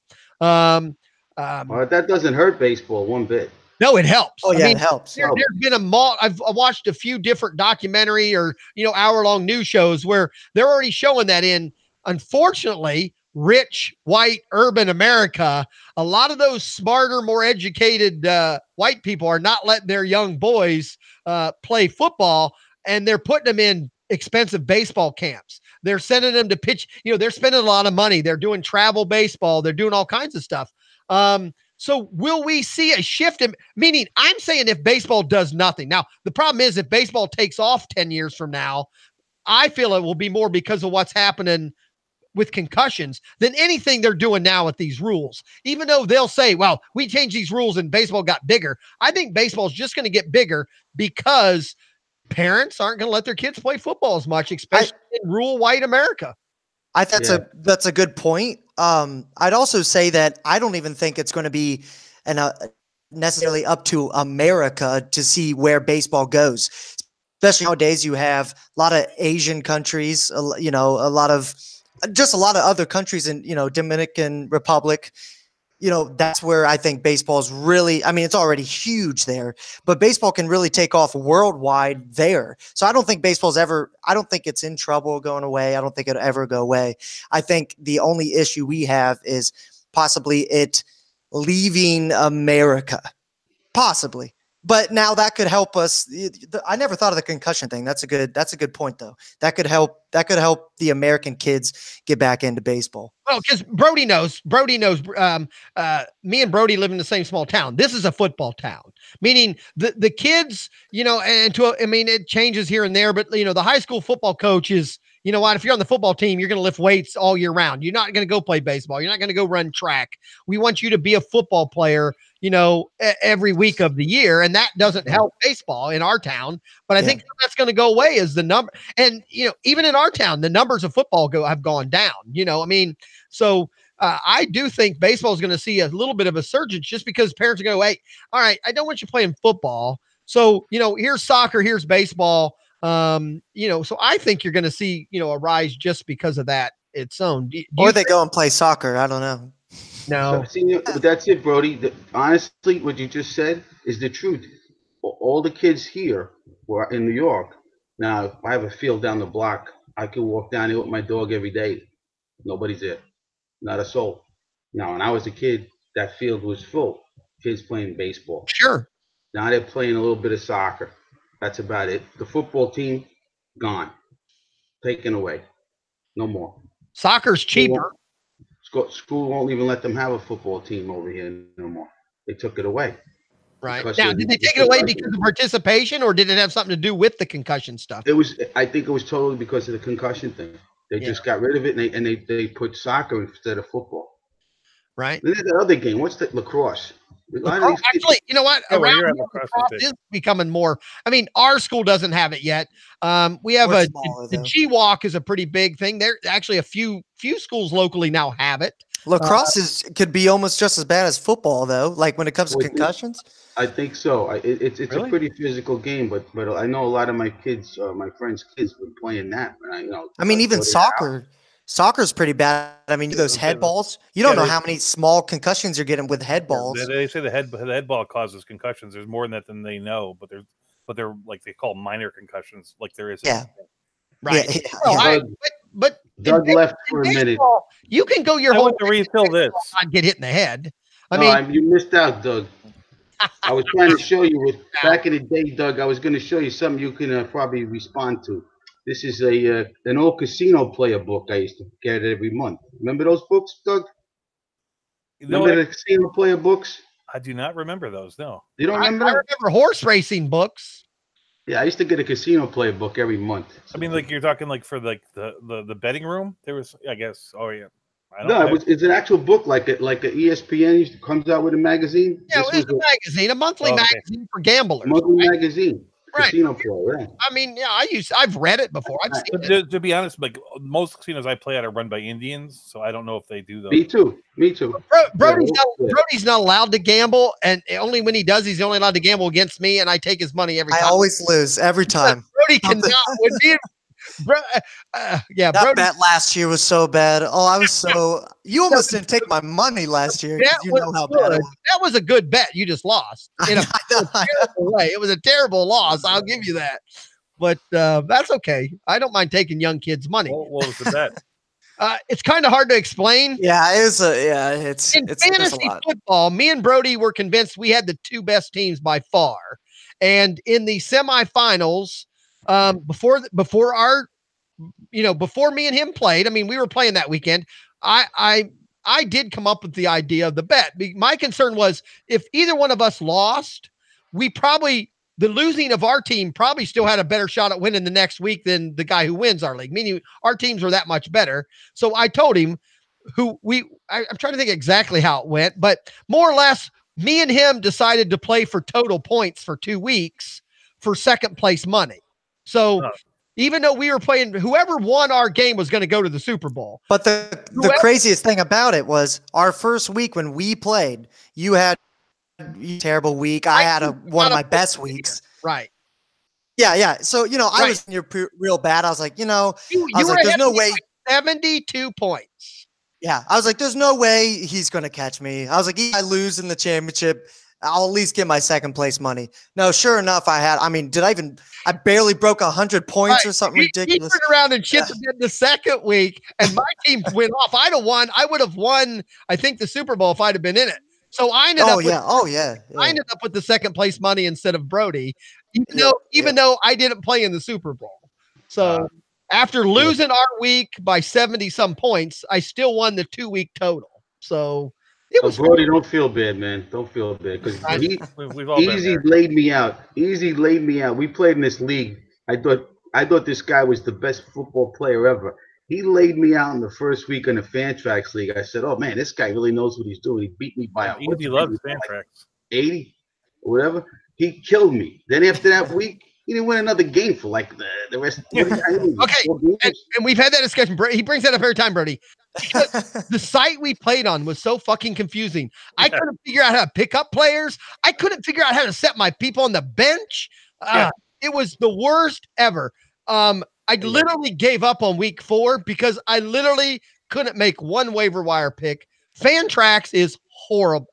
Fantrax. That is my fault. I've said that to Cha-Cha a million times. It was my fault. Fantrax gets a lot of love in the fantasy baseball world because they have like the biggest roster. Like there's players. You can still draft somebody that played 10 years ago. Yeah, but more so like you can draft rookie. They have probably 1,000 players who are in minor leagues that are listed in their thing.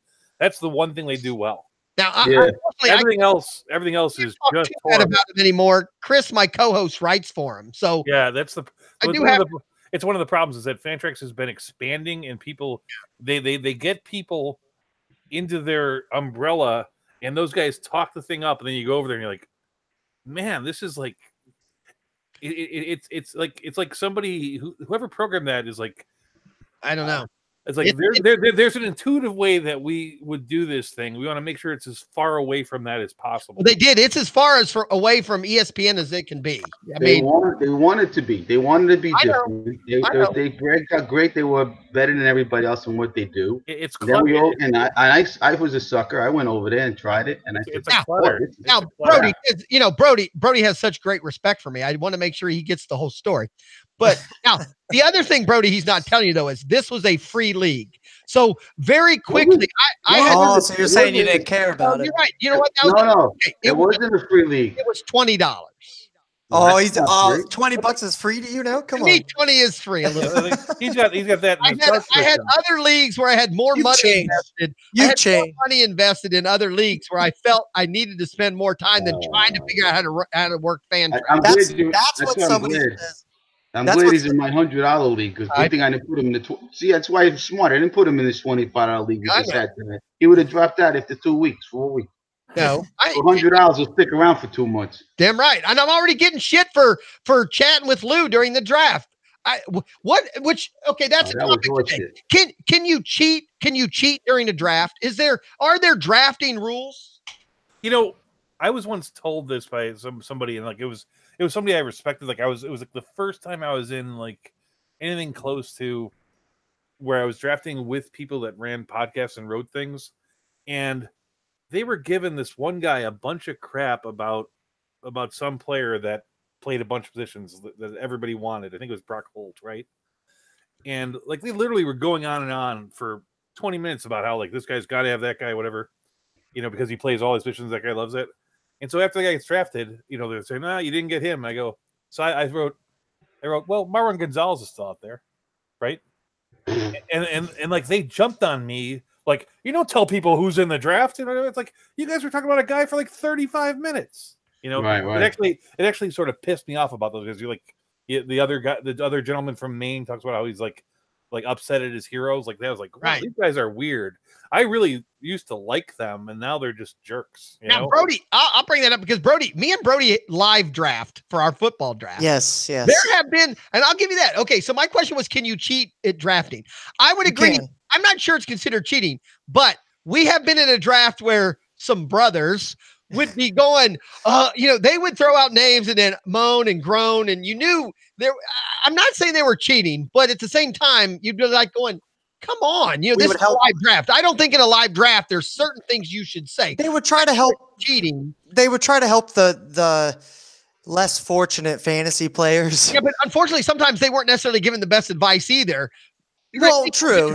Yeah. So I think in a live draft, maybe the word cheating, I think would be strong what these two were doing. They weren't cheating. They were just, they weren't aware that the information they was given was helping people, But our draft, the draft, again, and the reason I've kind of brought it up is because Lenny says all the time, if you're in the middle of the draft and you have a problem, call me on my cell phone.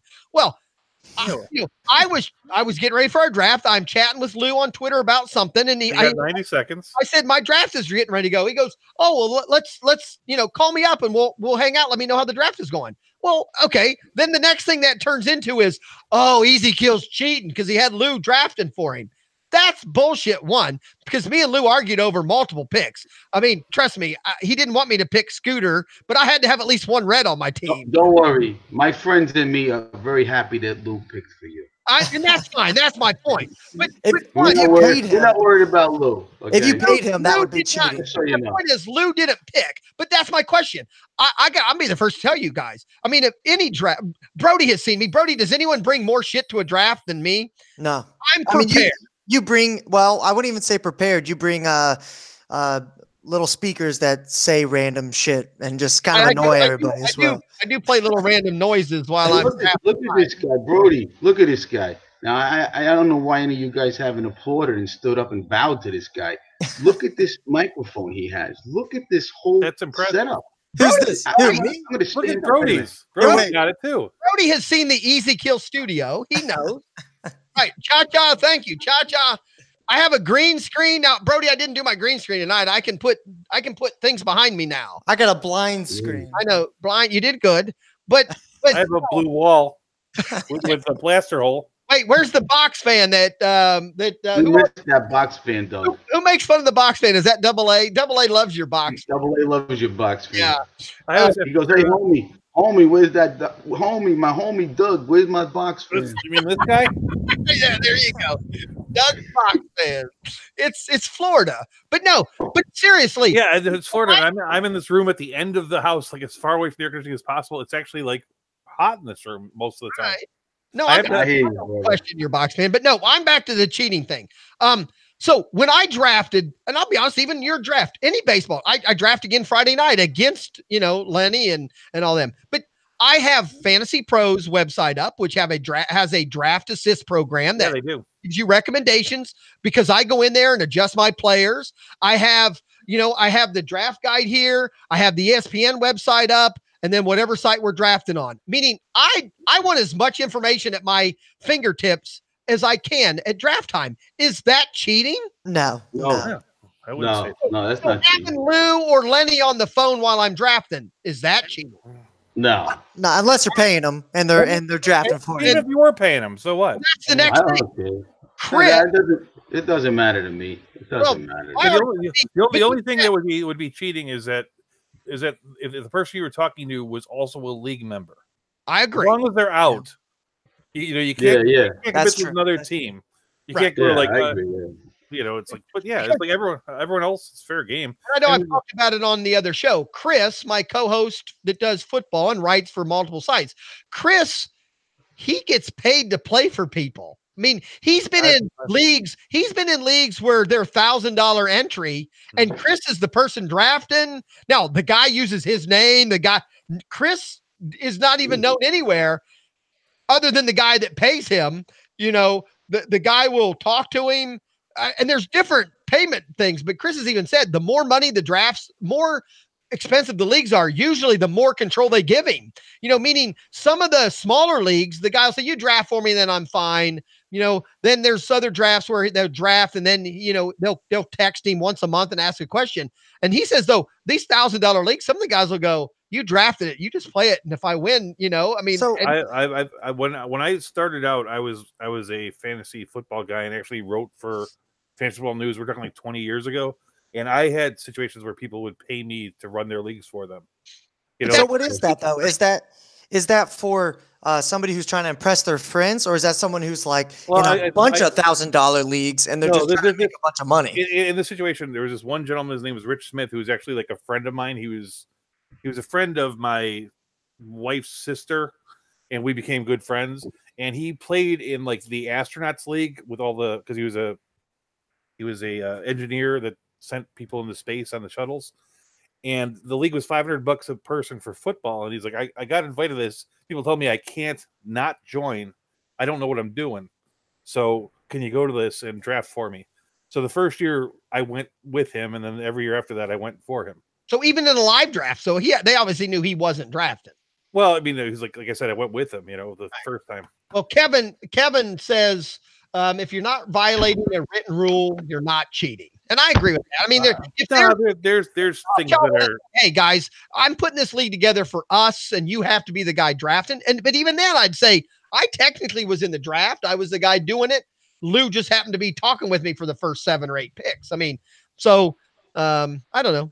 I've had to do it. I've had to do, like, people ask me to do their draft for them because they couldn't make it.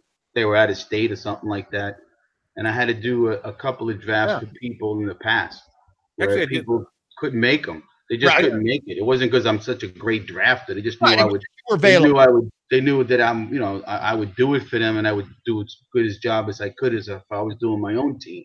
Yeah, actually, I did an auction for somebody this year. The same thing as like it's a long-standing league, and that guy couldn't make that particular Saturday, and so I dialed in. The guy bought me lunch. Like, I went to the city. I mean, it cost me more money, to tell you the truth. I had to get from here to the city. It cost me $45 to park. And then I had, then he bought me, I was able to eat lunch with them and everything for free. And I just did the auction draft for him. Yeah. But, Right. I mean, hey, like I said, I'll be the first minute. I even said it to Lou, I think, during the thing. We should have just gone on the air. Me and Lou chatted the whole time. It was probably interesting. Obviously, the problem with being on the air and us also being involved in the draft is then now the information, not that it's good or bad, it just can interrupt things, that people are listening. Well, it happened tonight. It happened tonight when Arnie was doing the draft. When Phil was doing the draft tonight, he was in the draft, and he was also trying to do the draft and trying to It's tell hard us. to do. I've tried it. It's hard to do a show and When he draft. asked me to do it, I couldn't do it. It was just I had too much here because I have all you guys, whoever was in the draft. Right. I kept asking people, is everybody okay? Maybe need a break, or is everybody's internet okay? Stuff like that. Plus myself, I was having a little trouble with my internet. It was a little slow. A couple of times I had to refresh. I just had so much time because sometimes I had, 15 picks before my next pick. So I had that. I could refresh. But if it was like the other night, I had a 45-second draft where it was moving like that. Yeah, damn. I mean, I didn't have a chance. Yeah. You got to be ready. You definitely have to have your cues queued up. You got to be, ready. I screwed it up because I didn't have the proper guys in my queue the other night, and my internet went down. The new draft that I was in with you. Yeah. That's the worst with online drafts. And I was in, and the other thing is, and again, I was in 2 drafts that night too. I was also in the draft with J-Man because he couldn't get enough people. And at the last minute, I did that draft at 8:30. So I was doing 2 at the same time. Now, the good thing was in his draft, I got the number 1 pick. So I picked 2 guys knowing, okay, I got a lot to go before I have to look at it again, where I think in your draft, I was pick 7. I would think I was in the middle. So, it just kind of worked out then that I didn't have as much, I had time to do 2 at the same time. Football, I've done 2 at the same time before. It's hard, because you get names mixed up in your head, and you're convinced somebody was drafted, but then it was in the other draft, so. That's tough. That's tough. So that's very tough. I've got 2 more drafts to go, one Sunday and then one Friday night, that AL only league, which I got snookered into. Oh yeah, see, that was another one. See, that was another league that came up, and all of a sudden that was something. That was Lou. That was Lou doing it because Lenny begged. Well, Lenny asked me to do that originally. Yeah. He texts me. I'm on the road, and he texts me or he emailed me and said because he wanted to do it for his own before he got to Tout Wars. Right. And he wanted me to run one with you guys, and I was like, I never did an AL or NL only league. Plus, I said, I'm not here. I'm not at my computer. So I said, but I told him already. Don't you remember I ran the Lenny's league last year? Of course, he forgot that I ran it last year. And I said, in honor of you, I did it. And then, so that's why when he asked Lou, I guess Lou decided to do it for him. Do you guys do daily? Do you guys do daily fantasy for baseball? I think that's the route I'm going for baseball.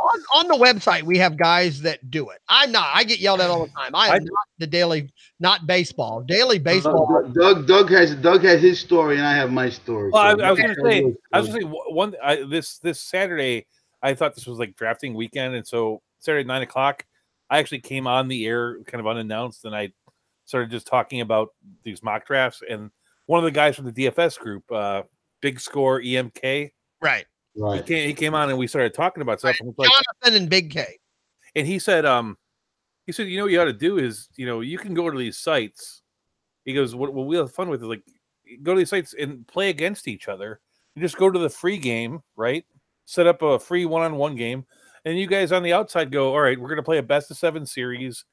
And the winner of the best of 7 series gets $10 or something. You know what I mean? Rather than you're not paying the big rake, and they'll do it for free. And I'm like, wow, that's actually pretty brilliant. I would go for that sort of thing. Right. So you guys don't like the daily fantasy? I did it for like a month straight last year, and I had a good time. All I did though, I didn't do the big tournaments or anything. I just was doing head-to-head matchups, and I was having fun doing that. But I didn't know if it was the game is fun. The problem is when you start thinking about the money. For me, the biggest problem is the rake in it is just way too high. Yeah, you literally, if you win 60% of your games, you're going to barely break even. Yep. and that's I've been doing it. Yeah, and 60% is a pretty good total. And to really, the way to make money in that is that you try to stay just ahead enough that you can afford to be in as many turns as possible, and then you hope to hit on a tournament, where you win $1,600 on one shot, and then you'll stay ahead for a while. Yeah, but it's I live in Florida, right? I can drive 50 minutes in one direction to one casino. I can drive 55 minutes in another direction to a place where I can play poker, and they have rakes that are like 8%, 10%. That 20%. Well, that's the better deal. Yeah, it's like 20% is crazy. So I get my fix there. I feel bad that they're ripping off people that live in Iowa and Ohio where they don't have any other option. If you live in New Jersey, they can do stuff. It's like, if 20% rake is all you got, that's all you got, Right. If you enjoy the game. I enjoy the game. I actually do enjoy the game. I don't want to bring up poker because Brody's lost to me in poker also. Brody pays me in everything. All right. Oh, Brody, what site do you play on, Brody? What's that? What site do you play on? I did DraftKings last year. I only did it for, I think I did it for like the month of June. And my biggest thing was I just pretty much bet against the Reds. I just anybody who was, I was like, oh man, the Reds fifth guy in the rotation. So that was not a bad idea. That was not a bad idea. They never suck. They're just not as good sometimes. I've been playing forever. I don't think I missed a day playing and since it's been open. I missed days because I couldn't do it. It's fun. It's fun, but it might not be. You're right. I don't think it's worth the money, but it is fun. I enjoyed it anyways. Now, Brody, back to, and again, me and you have talked, and I know I feel baseball DFS, which is why I don't do it, requires even more study than football. Yeah. So my question to you, Brody, because I know you, is how much are you really, was your strategy just simple and you went against the Reds, or did you get into weather and pitching and stats and where they were playing? Did you get into all that? Okay. My biggest thing is, like I said, I was doing the Reds. I'd also, kind of keep track of some people who are hot, but my biggest thing I was getting on, and I would do pitchers matchups. So I'd see, it might be like this team usually kills it at this ballpark no matter what, or I'd be like, this pitcher, he always seems to give up home runs, and there's 3 or 4 big home run hitters. They're not even like the best hitters in the game, but they might be, big, just they can hit home runs. And if it's against a guy who gives up big home runs, I would draft that guy. And I would always go some research. Well, yeah, I would do that. And then my biggest thing is I'd go top dollar. I'd spend the top dollar on pitchers because, your top pitchers are, to me, we're going to be your top pitchers no matter what. And then I would go from there. That's when I would start really doing the research on which batters I was going to take, mainly based on the pitching matchup, mainly. Sometimes on the stadium too, but mainly the pitching matchup. Yeah. I mean, like I said, and Brody would be one of those that would, and hey, I benefit because I enjoy the first sip show. Like I said, Brody, at 11:30 every day, the first sip show comes on. They talk a half hour about daily sports. The problem is they talk about that day. Meaning, hey, guys, I would recommend go back and listen to them. They give a lot of information. The problem is some of their information is obsolete the next day because it's daily fantasy. To go back and listen to a daily fantasy, podcast to me is almost, sorry, pointless. Guys. It's a little bit of a, right. I mean, because the information is designed, which that's why they do it 5 days a week, at 11:30. It's a good show. I told them that I go, listening to your show makes me want to play fantasy. It does me also. DFS again. And I'm sort of like, don't do that. But it's like, there's so many better things you can do. Unfortunately, I said I'm afraid it's too addicting and it's going to take away from other shit I want to be doing. But you're right, though. They made me play today. They forced me to play. The one thing that he did say that he's right, and this is something I noticed when I was a big player, and I played a lot between April 15th. What was April 15th for poker players? Like Black Friday when they closed down all the. It was like that year right after by April 20th. I moved my money all into playing fantasy baseball, and I played fantasy baseball pretty on. Yeah, there's a lot of poker players up to 2016, and that's when I left playing. Right. And I go, what was I gonna say? No, I'd say something like, God, what did you say before this? You can always go back to just saying cha-cha. You suck. Is it addicting? It's addicting. Oh, not addicting. no, it is addicting, but I put a lot more effort than when That's you're my talking. You're talking into it. I mean, like, you're right. It's a lot of effort. I had spreadsheets. I had I told the story of like I learned how to predict like the weather in places. I was better than most of the guys. Like I can tell you. See, I didn't do the weather at all, and you could get into it like you're saying. I knew dimensions. I knew batter versus pitcher. I knew all these things, and I would be. Oh, this is the point he made was he's been winning at AAF, like the new football league. Yeah, and he's been winning in preseason baseball. And as much as this time scares you off, right? This is when you should be playing because there's more amateurs playing during these weird things than there is during the baseball season. Right. Yeah, you're probably right. By June of the basebol season, the only people left with money know what the hell they're doing. Right, and it's hard to beat down. If like in April, there'll be some novices there, but I've always heard that you're best if you're newer at the game. You should start in April because you're more likely to play newer at the game. And I forgot, like when I was playing, I really raked up on NASCAR when I got rolled out. I used to, and I have no idea what it is. I used to make money on I used to bet on EEEZ Sports, like where they like shoot 'em up games. Yeah. It's because like games. Yeah, that's like these guys are like there's a 5-man team that's playing. They have positions and they're playing. They're playing. What is it? Counter-Strike? Was it Counter-Strike? God, no. What was it? It was called AOA. Was the big one? I don't know. Anyway, but it's like I knew how the DFS game was set up, and so I could find values in there, and I could beat up on people because. And I have no idea what they're playing. Well, I mean, I'll take it back to poker.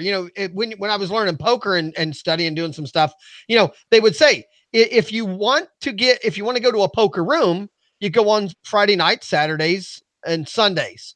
And I would always go, there's so many people though. It's harder. No, but their point was that was when people who didn't play poker would be playing poker. Yeah, you don't want to go to a poker room on a Wednesday night at 9:30. The guys sitting there playing at the poker table are people who play poker. So if you want a better chance of winning and that you're playing against a lesser quality of player in most, you want to do it on Friday, Saturday, and Sundays at a casino because that's when less. Now, it doesn't mean you can't get at a table where there's a few better players than you, but at least there's probably one or two that are not as good as you. But so you will play DFS. You guys play DFS this year, or will you not? Baseball. I won't at this point. I'm going to. Because, like I said, I've got an addictive personality. I have to. I've said it before on the show. I will probably do it the year I decide not to play seasonal. Meaning, I don't think I can do both because I'm so into looking at my teams every day and managing and looking at free agent and looking at other people's teams and looking at trades that I don't want to take that away from my seasonal game. And then I also know if I don't do it that way, I won't give enough to the DFS game. And then I feel I'm giving money away. So I'm just not prepared yet to switch because I do believe both require a lot of time. And I don't have the time to do both would be my answer. That's a good answer. I keep enough money aside. So like if Cha-Cha, you decided, like the week before All-Star break, it's like, well, let's have a $5 game on DraftKings. I'll play in that. You know what I mean? I'll get into those kind of things. I mean, everybody that's in it. And I would do that too. Right. Yeah. I mean, I would do that. If someone said, hey, we're going to do a Legends, DFS tournament. Let's see how many people we can get in it. I would be in it. I mean, me, I'm willing to piss money away too. It doesn't matter to me, but I think the daily fantasy baseball is, I think it's actually, it might be more time consuming, but I think it's actually, to me, easier than doing the seasonal baseball because to me, like when it comes to football, I know I can kind of progress. I know where some players are, what they're going to do beginning of the season, mid-season, late season. But when it comes to baseball, I am so lost and I feel like it's so unpredictable that daily fantasy baseball is so much easier to me because you can just see the stats and you can adjust day to day. And I mean, baseball. I don't know if it's easier. Maybe it's just that it's easier just that you don't have to do. It's just that it's over. it's just over, right? It's just over. Yeah, Like yeah. Win or lose, you have the behind you. feeling is almost sometimes by the first inning if your pitcher gets murdered, you could go to bed. Yeah, yeah, yeah, yeah. That's why I'm actually. We were talking about like the types of leagues you're playing. I like to play in head to head. I actually like to play in head to head 1-win leagues where you just get 1 win for the week because every week it's like a brand new start and you have a bad day or two. I love head to head personally in baseball, But I think that's because of football. Football makes me want to do that way. Well, I mean, it's actually if you didn't have a website telling you how to play the game, if you were to invent it yourself, not knowing anything, every sport is head to head, right? There's no sport that's like cumulative numbers. Yeah. Right. But except for baseball, right? No, baseball. The Mets will play the Padres. It's right. One It's head to head. Right. Yeah, but I mean, like when we play, like people go nuts about fantasy. Like they make fun of us for playing head-to-head baseball. It's a weird thing. It's a weird thing. People play Roto because Roto was how it started. They think that Roto is like all these people that play Roto. If you noticed, even all the big shots that play, with Lenny and everything now, they only had a Roto league from the beginning. That was back in 20 years ago. But now every year they add another league. It's head-to-head. We were saying that in the show that we didn't broadcast when we were talking beforehand. It's like the game was invented by a dude in the rotisserie restaurant, and he didn't get everything right. He did a lot of amazing things, but his first thing he didn't have strikeouts for pitchers, and right. he said 2 catchers, and he did the Roto system, Everybody else came along and said, there's some things that are wrong about this, and let's change it a little bit. I think I said stop right when you did that. Yeah. So because my argument with that is, and I agree with you, but part of the reason he had to do Roto is we didn't have computers to have daily stats, though. So I think they had to do Roto because sometimes you didn't know how well you were doing for 2 weeks after it happened because they had to wait for the newspapers to come out on Sundays to get stats. I mean, I did. So Roto made sense because of the information they had. I mean, I never self-tabulated baseball, but I did self-tabulate. I self-tabulated just the other day. Yeah. Okay. I mean, like where you go to the newspaper and you get down. Like the football league that still exists that I don't play in, but the one that we started in 1986. Brody doesn't even know what a newspaper is. And I've never seen one. You would go to the paper and you would literally you'd have to supply to the league office a tabulation of your points and your opponent's points, so that they would just match them together, and that was the thing. And man, that was difficult. I don't think that it would be that much more difficult for baseball. Every Sunday, USA Today would run like the list of all the things, and I guess that's why they only chose 4 categories. Well, right, because they would have a list of those 4. It was minimal. But some of it was to make it a little easier to do. All right, I do have one topic. You are right. We have not talked about one topic that I have written down for tonight. But something I wrote something down, and really it's, and I'm bringing it up because Cha Cha is on the show, and again we're down to only about 10 or 15 minutes, because I have been on the thing I worried about the future of baseball. Wasn't baseball, it was just contracts, and that the TV contracts were going to have to change. The big networks, in my opinion, were not going to be able to pay some of the money they're paying now when they start renegotiating, and that was going to affect players, and that was going to affect a lot of things. Because again, I don't think ESPN has dropped some baseball shows this year. NBC, Fox. A lot of those, they've already said next time we negotiate, the ratings are down TV wise. So we're going to have to give you less money. But something happened that I found out this week that's kind of, I don't know. Again, I'm not sure in the sporting news. So I'd be curious if Cha Cha or Doug even know this, because I find this very interesting. You two know that Amazon is not only in negotiations, they're pretty close to closing the deal for buying the network that the Yankees are on. Really? So Amazon would be the player. They would be where you might go next year to be able to watch a Yankees game, would be like an Amazon Prime. I find this fascinating because these people have money, and these people want you to stay within their confines. Netflix wants you, Hulu wants you. This is back to how do you grow the game? You put the Reds on Netflix, Brody will watch every Reds game. I watch them anyways. I really believe this could be a game changer. Maybe good, maybe bad. In how I can see some old timers going, I'm never gonna log into Yahoo or Hala or whatever to watch a baseball. If I can't turn my channel to 7, I'm not watching it. But they're going to buy the Yes Network, or are they just going to buy the rights to broadcast the Yankees? I don't know all the details. I heard 2 different stories. The first story I heard was they were looking to buy the rights to the Yankees games. And the second thing I heard was they were looking to buy the network that owned the rights to the Yankees games. Cha-Cha, first of all, you were shaking your head like you've heard this. Do you know any details? I heard something, but I heard something different. I heard that Disney was thinking about buying a Yes Network. Okay. That's something I think when my family's into the Yankees big time. My sister said, "Did you hear about Disney?" I said, "What?" They're talking about buying the Yankees.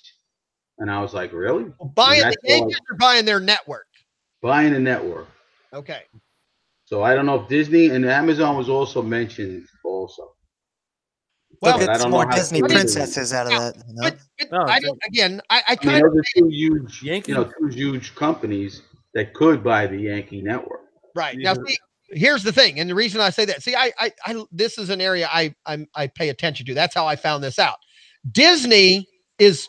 I don't think it started yet, but within the next few months, Disney is starting their own network, just like Netflix. They're doing right. So same thing. You will join and you will pay so much a month and you'll get the Disney network. And they're pulling all the Marvel stuff, correct? They're pulling everything from when rights are up, they're not renegotiating. They're keeping them so that you would have to go there. And unfortunately, or fortunately, Disney also owns ESPN, so they own a lot of things, MTV, they own a lot of networks we don't even think about are Disney networks.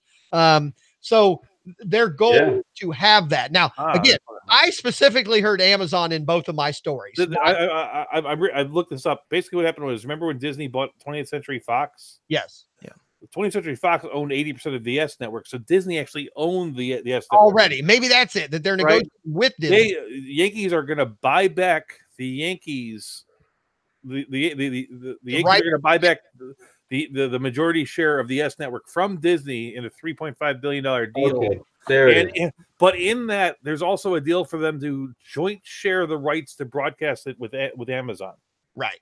See, wow. Amazon is missing. Now, I shouldn't say that. Amazon has live sports, but a lot of people don't even know it. A lot of people have Amazon Prime and only use it for the free shipping. They don't watch the video. You can go on like today or this weekend. I watched some of the Players Championship golf tournament was on Amazon. I mean, Twitter, Facebook, Netflix, Hulu, all these things want live viewers. And unfortunately, they all realize that the live viewer comes mostly with sports, meaning the sporting events. The only thing nowadays that people have to watch at a certain. I won't watch recorded sports. No, I just don't. I won't either. Once I see who wins, I'm not interested whatsoever. Yeah. I watch recorded bowling every night. Yeah, I'll watch the Olympics. That's about it. But I when I heard this, I'm like, that's a game changer. Meaning, and that's what I was going to say about. It's like you think that Fox doesn't want to spend the money that they have to keep their baseball thing. It's like at this next thing, whenever they're bidding, the difference is like in years past they were going to be bidding against relative equals in CBS and NBC for the baseball package. Now they're going to be bidding against Amazon and Twitter and YouTube. Well, Amazon and those guys have so much. Well, the problem is they're bidding against people that have more money than God. Yeah, it's like the amount of money you think is too much, they can spend and not even worry about it. Right. Because Cha-Cha, I don't know. Maybe I'll ask Cha-Cha. Cha-Cha, are you an Amazon Prime user? I am. Yeah, I got Netflix and Amazon Prime. Do you use it to watch Amazon Video or just use it to buy shit? I watch certain shows on that already. It's amazing how Amazon. It's amazing how really they don't have many good shows on there, but I do watch a few. They have some good ones. I'll give you one that's good.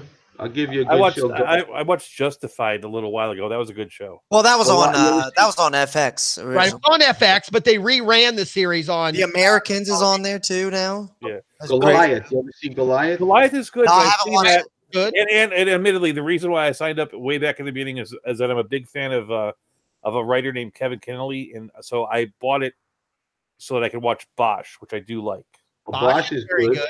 You know, because he's the writer of Bosch. I like the Mrs. Mabel or whatever that is. That's good. I've been told to watch that. I've been very told. I don't get it. Like they like I remember a couple years ago, like the Emmy went for best comedy to that Mozart in the Park or something. Right. And I watched like 3 episodes of that show. It's like, okay. I couldn't do that either. I go, when's the funny in this? It just won the best comedy or something, right? Isn't there something in there that's supposed to be funny? when you win best comedy of that stuff, that just Something this year was on Netflix. It was like with Michael Douglas or something, and it did not funny at all, and it won best comedy. I didn't watch it, so I can't really say too much. My point is, we started this show 2 hours ago with how do we get young people to watch it? I do believe if there was some certain baseball programming on Netflix, my son is more likely to watch if it's on Netflix. No, it's true.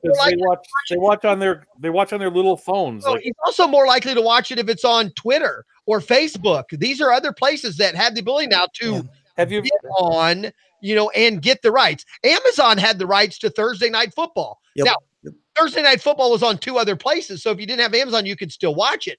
But I don't think we're that far away from where it would only be on Amazon, and you would have to be an Amazon Prime member. You have to give them $120 a year to, that's pay-per-view without being called pay-per-view, if you know what I'm saying. They would say, baseball's free if you give us $120. Well, I mean, the truth is, like, we're Amazon Prime members. It's like, I save, I spend way over $120 in shipping costs.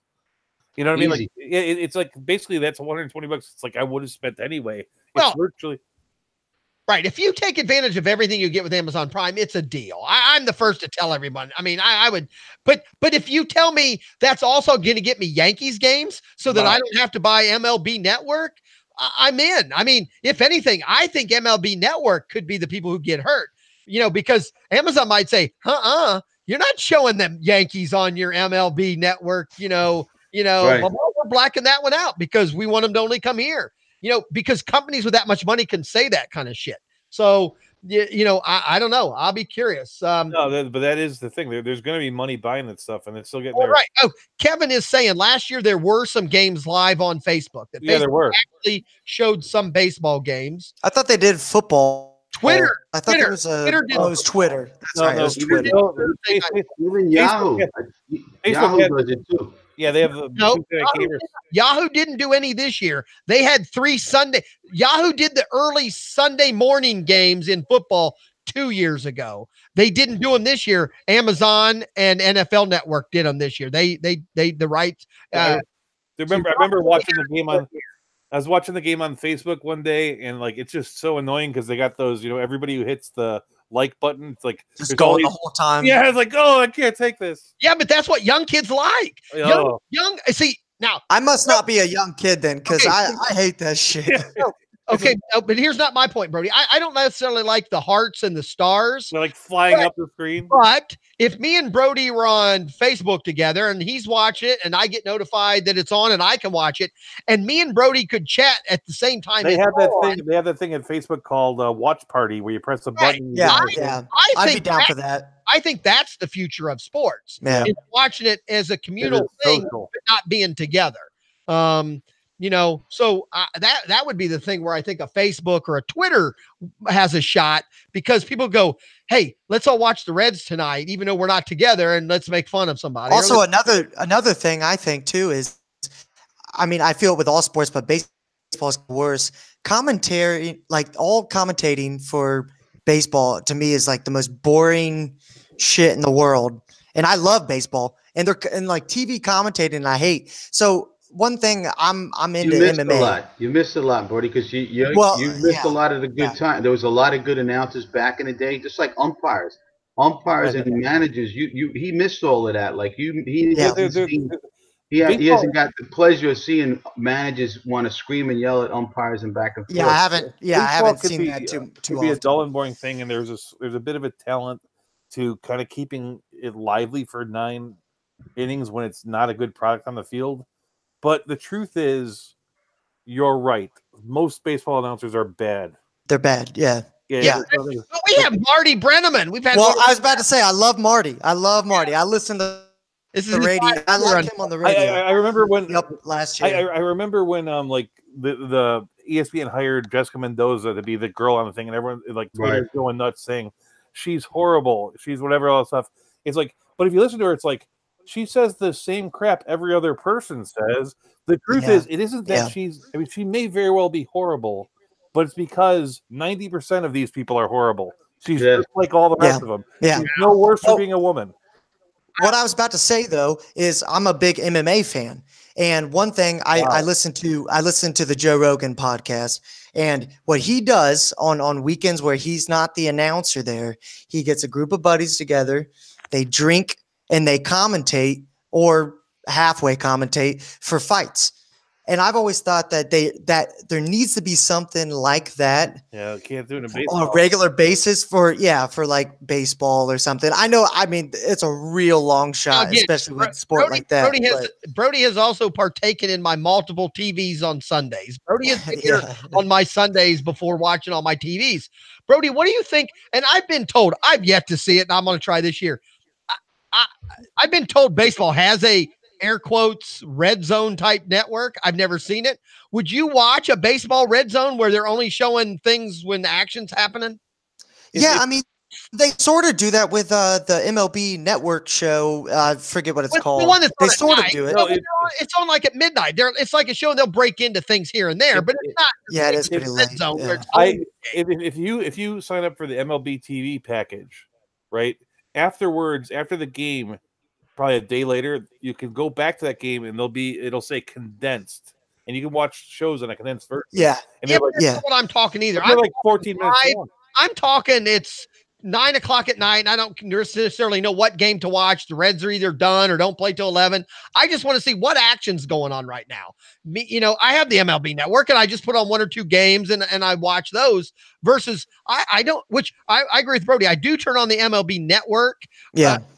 Unfortunately, some nights they're actually showing a game also, but when they're not, they have the MLB at night or whatever they call it. And they'll go, oh, wait a minute, guys. They were just talking about how to lay a bunt down. They'll go, well, hold a minute, guys. Altuve is up and we got runners on second and third. Let's see what goes on. And I like that. But my point would be, I would watch a channel where that's truly all they were doing, similar to a red zone. Yeah, I would too. Actually, I love the show that they do. I mean, again, I can't remember what it's called either, but MLB at night or MLB tonight or something like that. Yeah, tonight. That is what it is. I mean, especially when I was doing daily fantasy baseball, it was the best. I mean, you got to see, all the exciting stuff for the most part. I like. You got the scroll too. Yeah. They give you the scroll of your play. So if you're in DFS, you can see the scroll like in football. Where does it come at? Where does the scroll? Guy's 2 for 3, or the guy got a home run. Even if they're not saying it, it's on the screen. Okay, right. I know what you're saying now. All right, right. Now, see, I like to scroll sometimes, and then there's times where I don't want to scroll, because I don't want to see something that happened in another game where maybe I'm going to go back to, watch, sure. And I think it's called the TV bra. There's a strap that they sell now on Amazon. That's a thing that you put on the bottom of your TV that covers that scroller at the bottom so that it doesn't interrupt. It's black and it's elastic.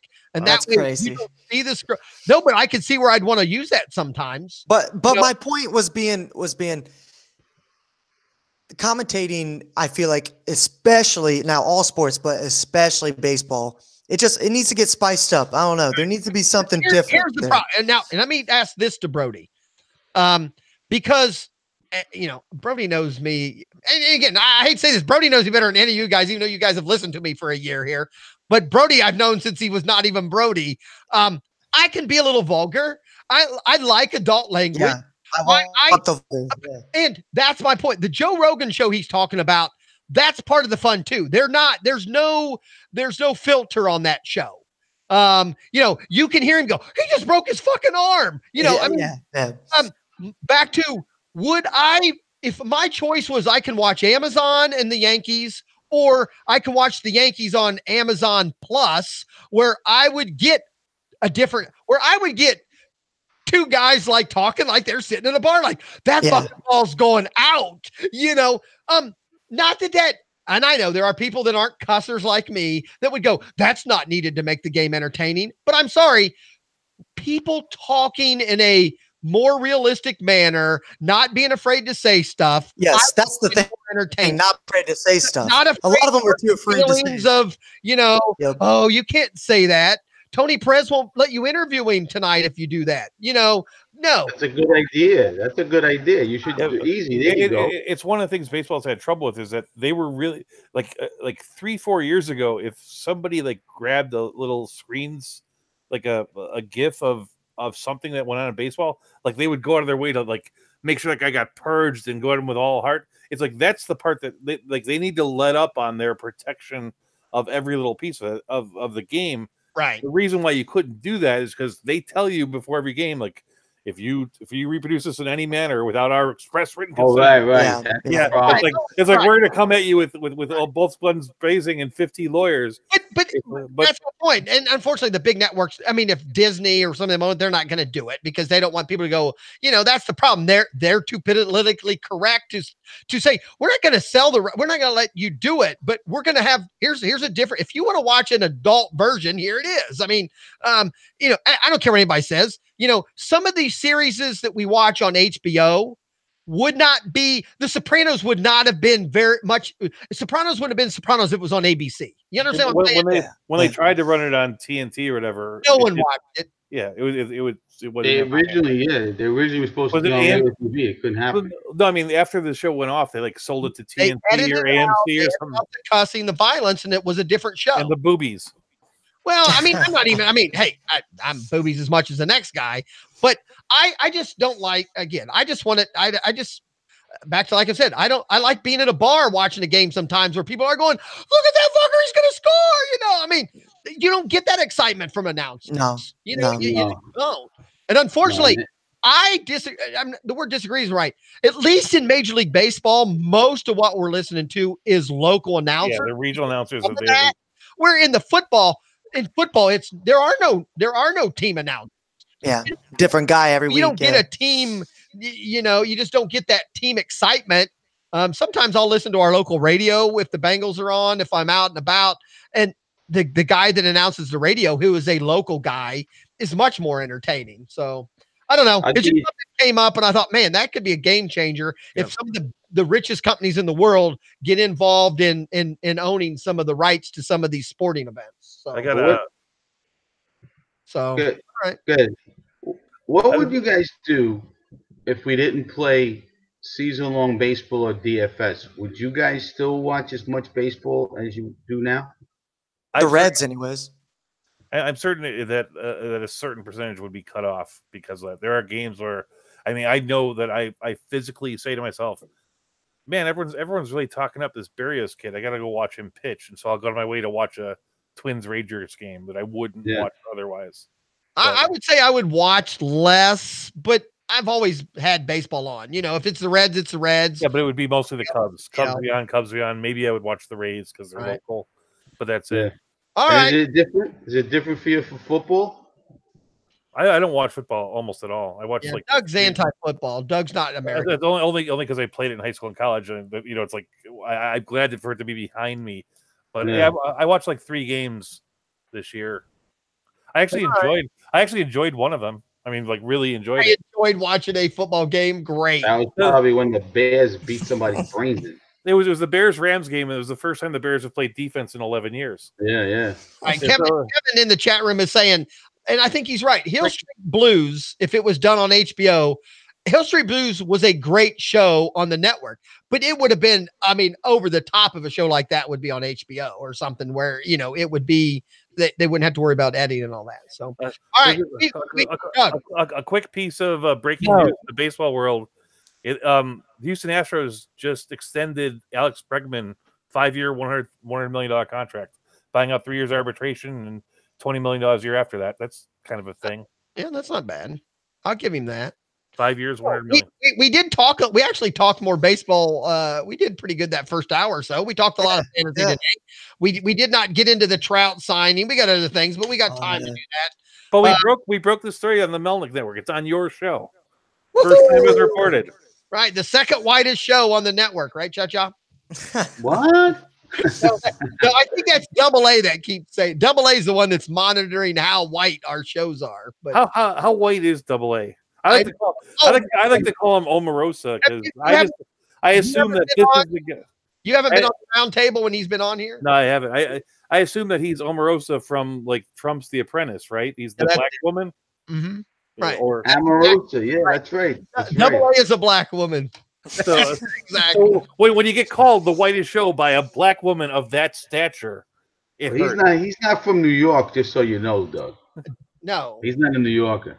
He's from when you listen to him, I don't know where the hell he was actually born at. I know he's born. Lived in every damn state. He lived all over the place. They probably threw him out everywhere he is. I believe that. Well, guys, I appreciate you coming out. I'm trying to keep these shows to under 2 hours. Right. Where were we at? Cha-Cha says they should be an hour and a half. We never even get close to an hour and a half. We're 5 hours from baseball kickoff. 5 hours, right? Let's just stay on and do it. Right? What time does it actually start? 5:35 a.m. 5:35 in the morning is our first game. Yep. Don't forget to set your lineups. What's it on? ESPN? Oh, God, that's right. No, you do. I actually in the one league where I drafted a catcher really, really late, just today I go like I got this Astudillo guy. It's like, what? Cha-Cha, fuck you. I was going to go to bed after this. I do literally now have to go and set my damn lineup. Make sure that you have your A's and your A's and your Mariners in. Those points actually count for the first week. So yeah, so I cut my catcher, picked up Omar Narvaez, who catches for the Mariners, just to get those 2 games in. Just so you have something to watch. You're a bitch. No, because I have the last catcher, and I figure, well, if you're going to have the scrub catcher, you may as well get the extra games. All right, I'm going to go in opposite order. Cha-Cha, I'll tell you first. Thanks for coming out. I know Section 8 or whatever the hell you're on. My pleasure, yes. Are you and Lou actually officially doing a show once a week, or does that just happen by accident? They just pinned me into it. They made a logo and everything. I'm like, what? I just came on one time because Andrea wasn't showing up, and all of a sudden I get a logo. All right, that's right. I listened. You know me. I'm a big fan. Yeah, once you have a logo, you're stuck. Cha-Cha, thanks for coming on after that draft. I'm glad your basement's not cold anymore. Does your wife love me yet? Oh, she always did. All right, good. She's a good woman. Doug, I want to thank you for coming out. Yeah, my box fan says hi. Ben says goodbye. Your show's at 10 o'clock on Saturday. Yep. You talk a little bit of everything. So nice box, Doug. Yeah, I bet you never heard that before. Actually, it's like I didn't even know people knew that was going on. It's like it's hot in here. It's actually not so bad today, but I live in Florida. It'll be 88 degrees at 10 a.m. I got ridiculed for being in my basement and my underwear was behind me. What was I gonna do? Right, fold laundry. I got Picasso behind me. Yeah, I love that. And Brody, thank you for the first time out. Hopefully you sign up or make. I will. Come out. I hope I pulled the young, diverse crowd. See this podcast. Now the key is, and I asked you didn't send me your Twitter account. I could have tweeted it out that you. Yeah, I did. Yeah, I did. It was just my name. It's just at my name. Oh, maybe that was the problem. I thought it was too easy because then I could have promoted you. You know, we follow. How many followers do you have? That's all right. Oh, I don't tweet anything, so I have like no followers at all. Oh, so. all right. That's all right. But we want, hey. But, especially if you have daily fantasy questions, you can definitely any time of the day come to the Lenny Melnick FantasySports.com, go into the chat room and say, hey, who should I play, this guy or that guy? Somebody will answer that question for you. Awesome. Lenny's been doing baseball for how old now? How long's Lenny been doing baseball, Cha-Cha? 50 years. How long? 60 years? 50 or 60 years. Lenny knows players. I mean, you have a question, Lenny will help. And we have a lot of DFS players out there. So come out and to his Lenny wife's even better. His wife's better than him. Yeah, his wife, Andrea Lamont, is probably the best fantasy baseball player person out there that's a female. I'm not, hey, I put her up with the men. She's kicked my butt in the past. So, Lenny Melnick, FantasySports.com, a Legend Sports Network. This has been EEEZ Around the Table, a fantasy round table. I appreciate everyone for coming out. Kevin, DK Lush out there in the chat room. Thanks for coming out. And I will be on tomorrow night at 10 o'clock talking some football and fantasy with Chris. Lenny will be back tomorrow morning at 9 talking baseball. Guys, say goodnight. Good night, baby. Good night.